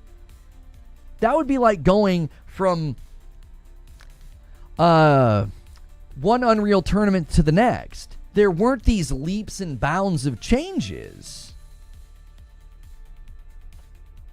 Dark Taco with a $10 super chat. Lona, would you say Bungie's biggest impact on the gaming world with their IP is Destiny then instead of Halo? Oh, that is such a good question, frick. This is a really fun discussion because nobody can be right. Like, it's all a matter of perspective and opinions, and everybody's being respectful, and I love it. These are like some of the best days, in my opinion. What in the frick? How in the world do you measure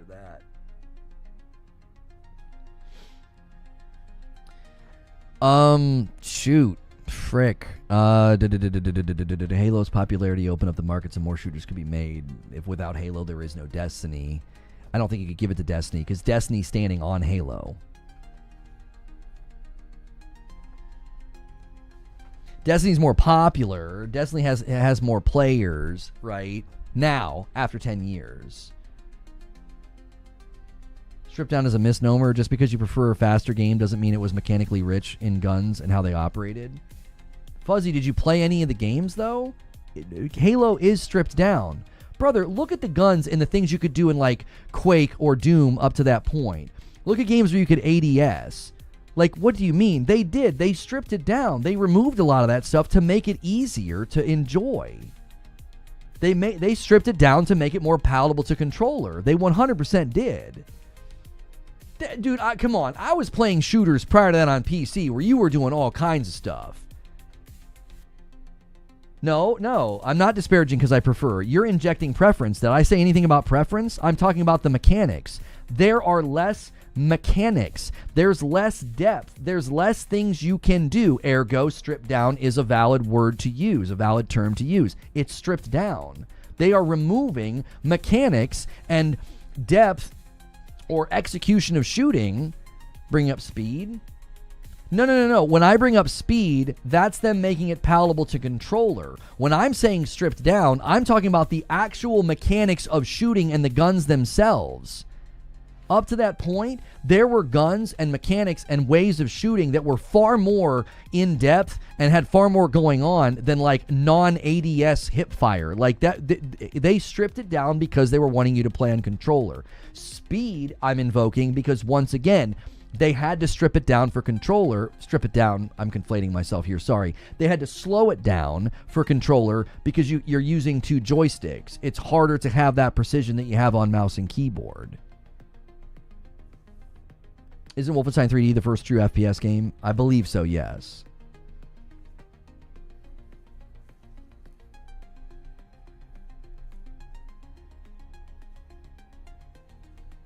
Doom had great ADS mechanics. No. I'm thinking of things that you could do in like Unreal, and I didn't play Tribes that much. I don't remember if you could ADS in Tribes. But as far as like weapon diversity, functions of the weapons, different things that the weapons could do. If you're simplifying something, streamline it, popularize it to the masses, and it has massive viral success leading to a big uptake in that specific market in the future of games, how is that not revolutionary? I would argue revolutionary is the wrong word. Everything you said up to that point was fine until you got to revolutionary. You would say, how is that not impactful? I will grant they impacted the market by creating something like the iPhone effect, right? Popular, easier to use. There were smartphones in the market well before the iPhone, right? There was like the iPalm, there was like the BlackBerry. There were all these devices that guys in business were using, and there were touchscreen phones. There was like this HTC phone, like a slide-out keyboard. And then the iPhone comes in, popularizes it, makes it easier to interact with, makes it simple, right? Revolutionizes, touchscreens. They did. I would argue they revolutionized touchscreens. But you could say, oh, that was super impactful in how we view phones. Even though the iPhone was doing things that other phones had been doing up to that point, it made it more simple and more accessible. I would argue that they actually revolutionized the operating system on a phone, because up to that point, most of the smartphones that we were selling were basically like very, very cumbersome, like stupid versions of either like a Windows or like a wannabe Windows that were very file-oriented instead of being like app-oriented. This is where I feel like they really charted a new course. My issue with trying to attribute that to Halo is Halo made it palatable, more accessible, more popular. I didn't feel they added. There's no addition. There's no innovation. There's no evolution. It's make this simple and easy on controller, more popular. Also, it's got the marketing spend of Microsoft behind it. It's got this giant company trying to push their brand new console, making this the front burner game, making this the game that everybody's talking about. That's a distinct advantage of being like, well, they made it popular. You have Microsoft's marketing spend behind it. You had games on PC that had none of that, and were, in my opinion, far more impactful on the genre. I'm speaking within the genre. I'm not speaking within popularity right now.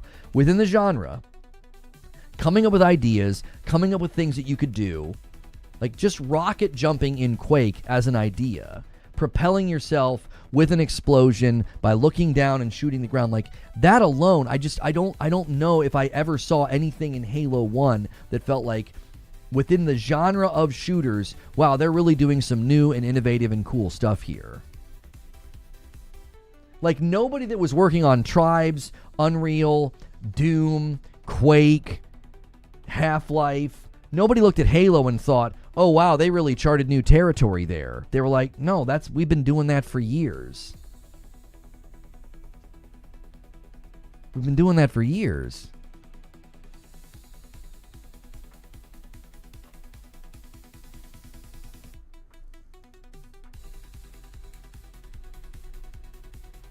I view Impact or Revolutionary similarly, says MASH. For me, When you look back at the history, the pegs I put to detonate the major events of history is what I define as impact revolution. Halo is in on it. I'm speaking purely within the mechanics of the genre. Maybe that's why we're passing in the night. I'm speaking specifically in the mechanics of the genre itself. Because when you're me and you've played Wolf 3D, the Dooms, the Quakes, the Half-Lifes, the Unreals, the Tribes, I look at that and I'm like, there isn't anything here that didn't already exist, but it made it more popular. Great. That made shooters, and there's no Borderlands, there's no Destiny. Those are games I love, right? Those are shooters that I love. There's no RoboQuest. There's no Gunfire Reborn. Other games I played with my wife recently. Those games don't exist without Halo, right? Thank you for the 20 bomb, Mash. A 20 bomb from Mash. I take that as your concession that I'm right and you're wrong. So thank you for doing that. I appreciate that, and I accept your apology. I'm just kidding. 6:03. All right, so Madam and I will play some Donkey Kong for you guys on Friday night. You've now unlocked the game. Every 100 from this point on will be some music. Appreciate you guys so much. I'm trying to get us to 1,000 this week. That's the big goal. Let's hit 1,000. We'll do the second album. Unreal Tournament sold 2 million copies before Halo was even released, says Eugene. Dismissing the PC shooters as unpopular is wild. That's what I'm saying, Eugene. When I look within the genre itself, it's like I can't divorce my experience from the conversation. I was doing these things and playing games like this before Halo even was an installable game anywhere. And when I played Halo for the first time, I was just like, huh? I was like, what is this? If my gift had shifted my ability to disagree or agree with you, the discourse, I wouldn't be here. Keep true to yourself. I just disagree. No, you know I love you, Mash. Thank you, TJ Love, for a single gifted as well. TJ Love's been disagreeing with me on this subject. You guys are passionate, and so am I. I think that's what makes these conversations so fun, you know? Halo big screen with surround sound? Okay, I don't... Were the PC shooters mainstream? Were people making online comedy sketches in those games? I don't think there's a timeline that would allow for that, right? I don't know if there was a platform for that yet when those PC shooters were at their peak, right? Like when Unreal Tournament's at its peak, I don't think there's like a platform for like the skits and stuff. Like Halo comes along and like the dawn of video creating content sort of dovetails with some of that. I think at that point, from that point on, shooters on PC are now, to me, not nearly, they weren't as impactful from that point on. Maybe some of that's biased because I shifted away from PC. When Gears of War 1 came out, and Call of Duty 4 came out, I shifted to Xbox 360 because I didn't feel like upgrading my rig again. Thank you, Stonespire, for gifting a member. Stonespire, old habits die hard. He's trying to bait the 20 bomb. He's trying to bait the 20 bomb to 625. I'll honor it. If somebody does a 20 bomb in the next minute or two, I will do a 10 bomb instead of just a 5. But I'm only going to do it in the next minute or two, right? We're gonna limit these gauntlets because it's very costly. Does liking FPS mechanics turn off the straight male? I don't know, Fuzzy. It's funny, I can clearly remember seeing people being so hyped about the customization in Halo multiplayer and thinking, yeah, we had this in GoldenEye, Counter-Strike, Quake 3, and Unreal Tournament. They were not novel ideas if you had been playing PC shooters leading up to that. See what I'm saying, Nova? I really do think it's so stinking impossible for me to remove that experience from my brain. PC LAN parties and clans and being in an ICQ chat. No, IRC. Sorry, we had our own little room in an IRC, and that's where we organized our scrimmages in Quake and stuff. Like, doing all of that and then seeing people lose their mind over Halo, I'm like, what the frick? It was mind-boggling to me.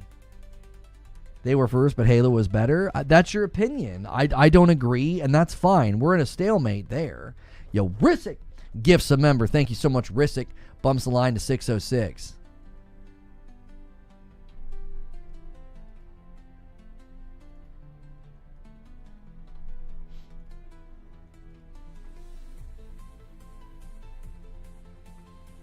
The best shooters were on PS2 and OG Xbox. Looks like Lono skipped both. What do you mean the best shooters were on PS2 and OG Xbox? Homie, I was playing shooters on my PC. Like, you don't know who you're talking to. You don't know who you're talking to. What are you talking about? I was playing Onslaught in Unreal Tournament and driving a vehicle with my buddies in it to a waypoint to overtake it, defend it, and move to the next. The frick you talking about? I'm a casual? I mean, if using some weird internet pejorative makes you feel better, homie, by all means, go for it. I'm 43 years old, homie. You ain't pulling shooter cred on me. I was building PCs in like 1999. You probably weren't even a twinkle in your daddy's eye. Like, this idea that you want to pull some kind of gamer cred on somebody in their 40s who was there when the first games were made in these genres is laughable. You're a casual. Yeah. Casuals pack up their PC and drive to Dearborn to go to a LAN party for Quake 3 Rocket Arena. You have no clue what a good online shooter is? Bless us with your knowledge. Do it. Let's see what you got. What are the best online shooters? Talking about like the first Team Fortress, which I played. What about like the first Counter-Strike, which I played? You can talk about like Quake 3 Rocket Arena. You can talk about Unreal Tournament. You can talk about Call of Duty. You're on PC too. What'd you play? I played Soldier of Fortune. I played Medal of Honor. You got anything else? What games am I missing here? What are these online shooter games that I don't know about? I'd play Quake 2 before going to the bus stop in the morning. Throwing down, fragging out. Go for it. Slap your gamer cred card out, since apparently you think these sorts of things matter. What are these shooters that you thought were so amazing that I missed out on? What are you talking about?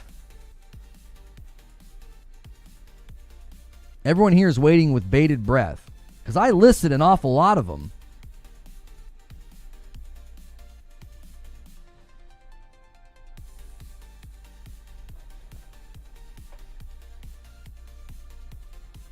That silence is pretty loud. That's a loud form of silence there.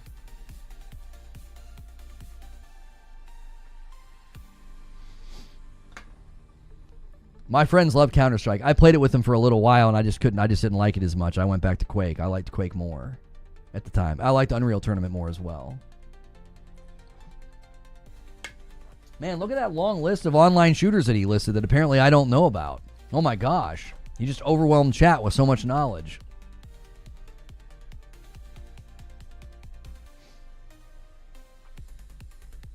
If this dude had a soundtrack for his life, it would be crickets. Like, what in the world? You pop off and got no follow-through? Jiminy Christmas. A walking cliche.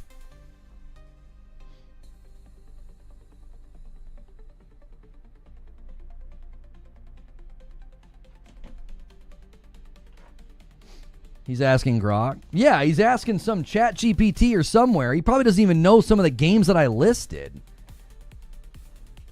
These freaking youngbloods come in here and try and talk smack. And I'm like, brother, I was playing, like, games that did things first. You know what I'm saying? Like, what do you even mean? Did you play Descent with a joystick? Did you? Don't reach, Youngblood. Which game will win Game of the Year? Expedition 33. Little talking crap's always nice to see.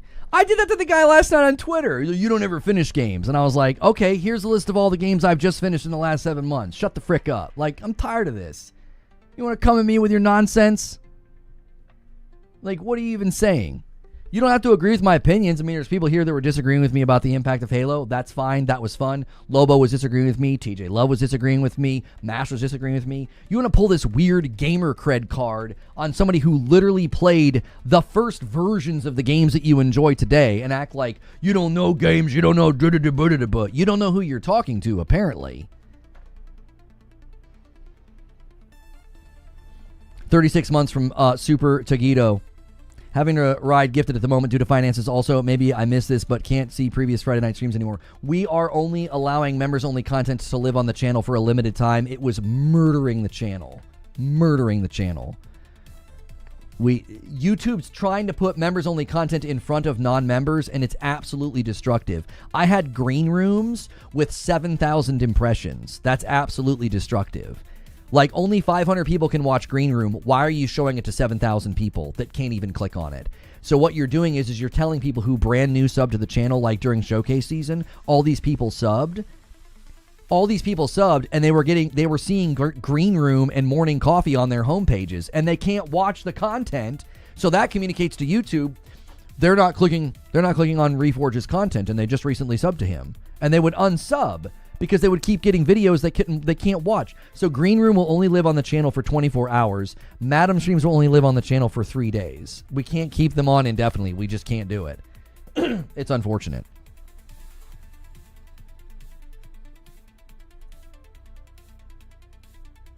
You seen the clip of Ludwig finding out that a random member stream he did had millions of impressions? Yeah, it doesn't make any sense.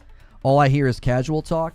All I hear from you is cowardice, because you talked a big game. I listed a ton of the shooters that I've played historically because I've literally been playing games since they became a thing, and you have no response. Your response is to say, all I hear is casual talk. Yeah, you sound like a coward. You popped off real big and you got no follow through. Like, Jiminy Christmas. Some people don't LARP and cosplay as clowns. They just are. Like, G-money. There's no reason to come in and make it personal and say things like that, and then when you get called on it, you got no comeback? That's weak. That's weak, brother.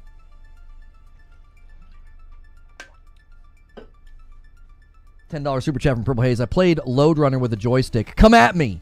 All right. Needless testosterone out of my system. I mean, Purple, you better be careful. Chat's you're gonna get chat all hot and bothered doing stuff like that. You can't do that. You gotta be careful. You better be careful with the power that you have over an audience like this. You gotta be very, very careful. I subdue a lot of my sex appeal on purpose.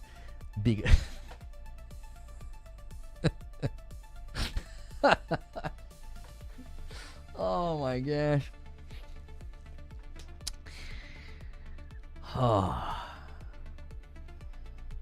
There is no needless testosterone. There is no needless testosterone. This is correct. This is correct.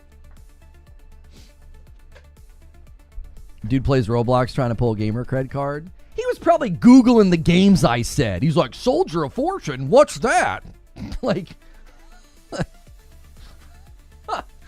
Soldier of Fortune?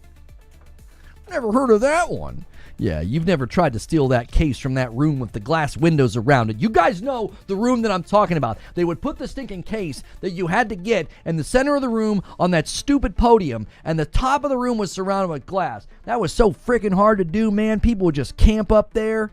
Dadgum. Oh, it was tough. Yeah, Medal of Honor, what's that?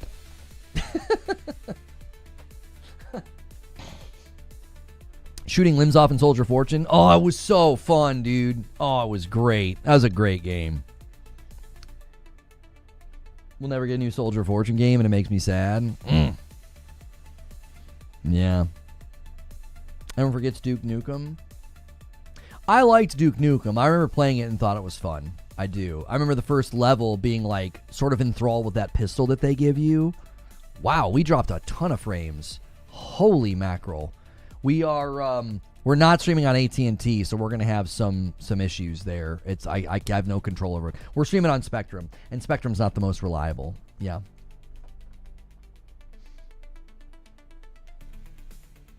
He does not know the years I wage and Medal of Honor Airborne. Oh gosh, what was the game where you were? Was that the one where you were a paratrooper? What was the one with the paratrooper and you would drop in and there was an amazing gun. It was like an AR. It was like an assault rifle with a scope on it. Was that Airborne? Was that the game where you did that?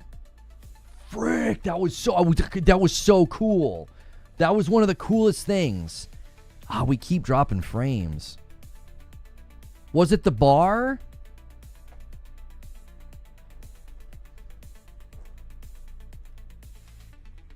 Hang on, I need to make sure nothing is running. Oh, you know what? I need to check over here.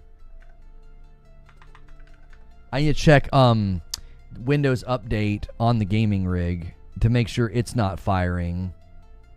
No, it's set to manual. I'll disable it.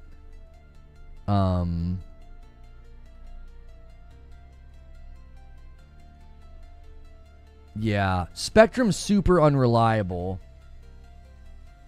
It also could be any one of my kiddos' phones or iPads in the house doing a backup. Everything's on the Spectrum in the home, which is why I'm always on the fiber, so I'm separate from them.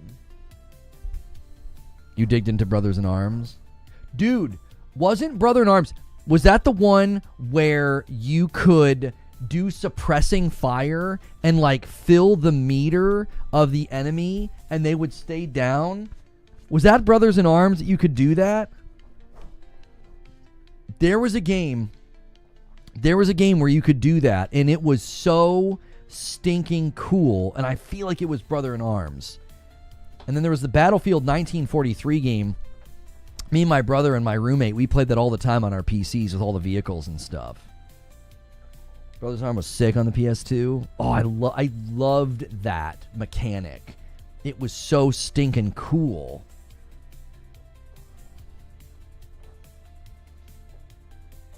You hate Spectrum? I never have any major issues with Spectrum. Like I said, like most of the houses on it for like iPads, iPhones, you know, general internet. But like ATT fiber is just so stinking good.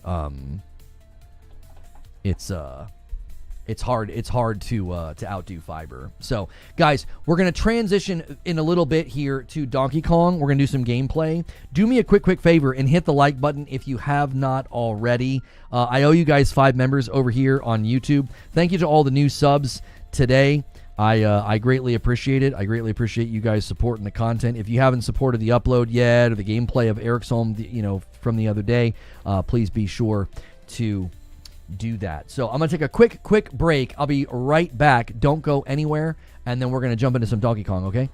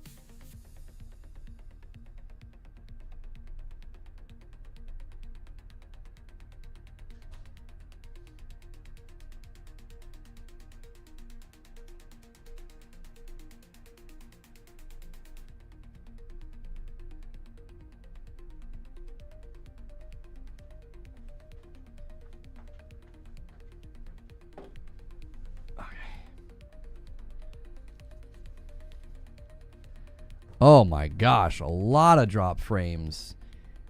I'm going to have to take the Wi-Fi down for the house.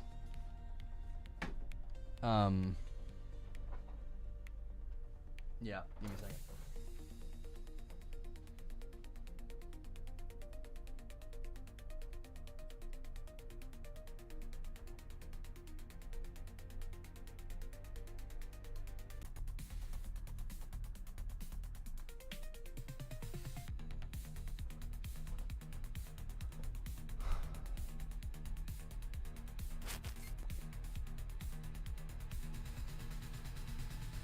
Okay, I should be back. Sorry.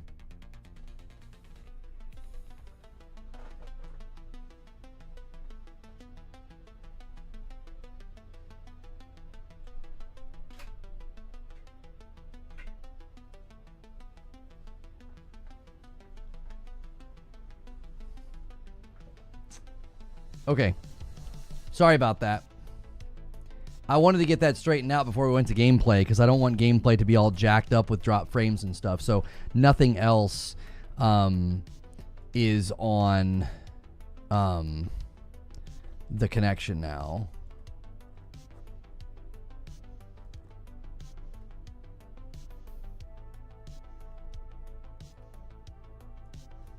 Okay. Let me pause this.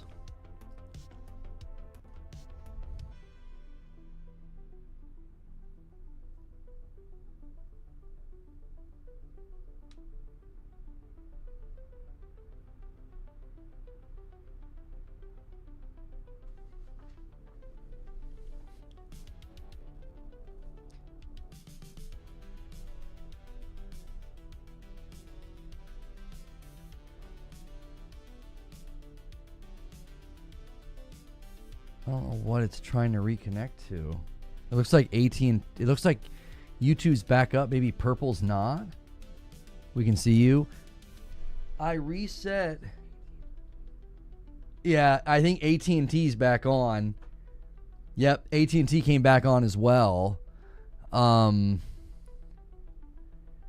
think AT&T probably just fixed itself, and in the process of fixing itself, they probably were working on the lines. There we go. I'm reconnected to both platforms now. So, I'm so sorry. Like I literally switched the Wi-Fi off and switched us all to a router, so like I didn't want the whole house to be on the Wi-Fi, and the spectrum went down. And I was like, are you freaking serious? So I rebooted that modem, and I rebooted the AT&T modem, and the AT&T modem is now back online. So I wouldn't be surprised if I get a message really soon from AT&T saying, hey, services have been restored, and them working on the lines probably knock the spectrum out temporarily, would be my assumption.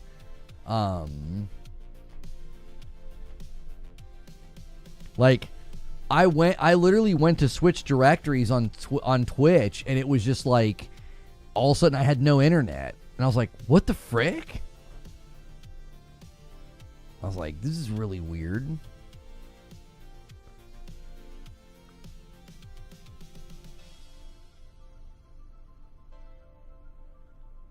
Hang on.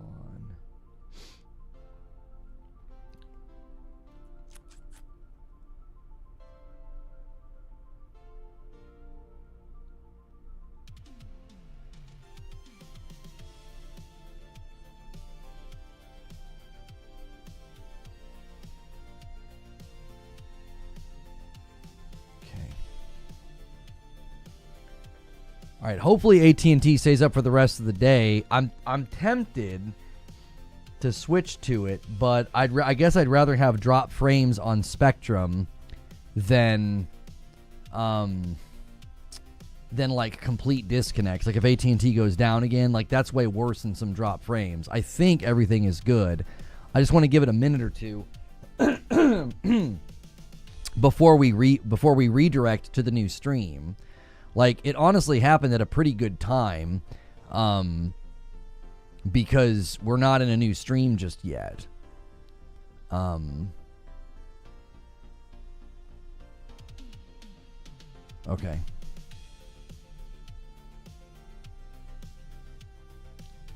So I'm just going to kind of chill for a minute and make sure everything is stable. Because we went for 3.5 hours, roughly, without any major problem. And all of a sudden, we started dropping frames. And I thought maybe it was something in the home. It was probably AT&T working on the line. And then they knocked it out completely. They restored the fiber and then probably restored the cable as well. They were probably just unhooking things and rehooking things back up. And then now both of my internet is back. If you guys haven't yet hit like, if we could end this stream with 300 likes, it might actually do well as a VOD. I suppose we could make sure that we are getting capture and sound.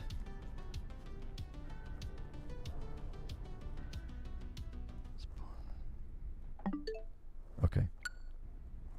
Okay. Wait. Okay. Okay.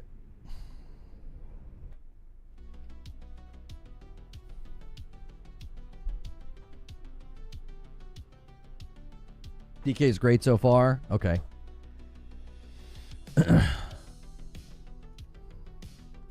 All right. I'm going to give it 5 more minutes. And if we're stable, we'll transition to the new stream. I remember Spectrum and these other internet companies and stuff, the bitrate doesn't like it when I start doing other things, though. So we might drop some frames as I'm, like, using Twitter and stuff.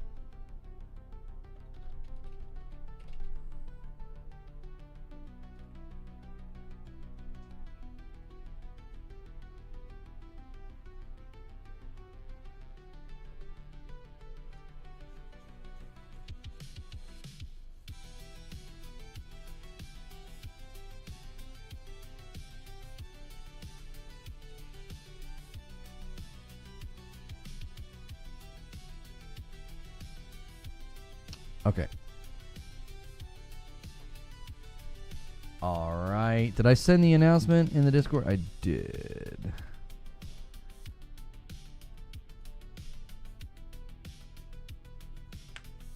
New interview on Yotei? Okay.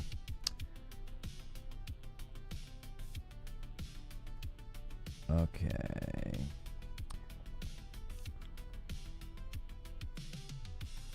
All right, YouTube, you know the drill. I'm going to put a link in chat. YouTube's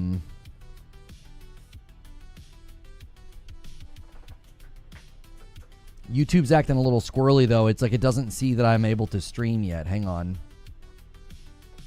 Okay, there it goes.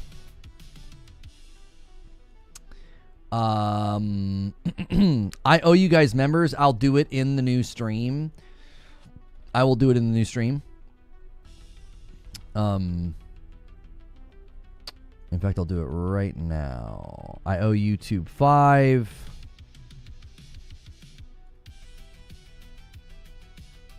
This might cause me to drop rims. I don't know. There we go. Okay.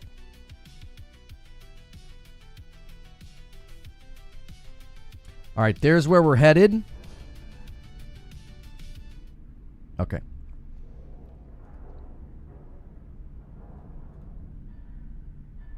Thank you so much for checking out this video. I'm going to be diving in brand new to Donkey Kong Bananza gameplay. So if you are looking for Donkey Kong Bananza gameplay. I'm going to jump right in. There was sort of an opening cutscene. Nintendo did that thing that I can't stand where you open the game and it just instantly goes through the opening cutscenes instead of letting me start the game from the menu. So we're right here where we're going to start by hitting punch.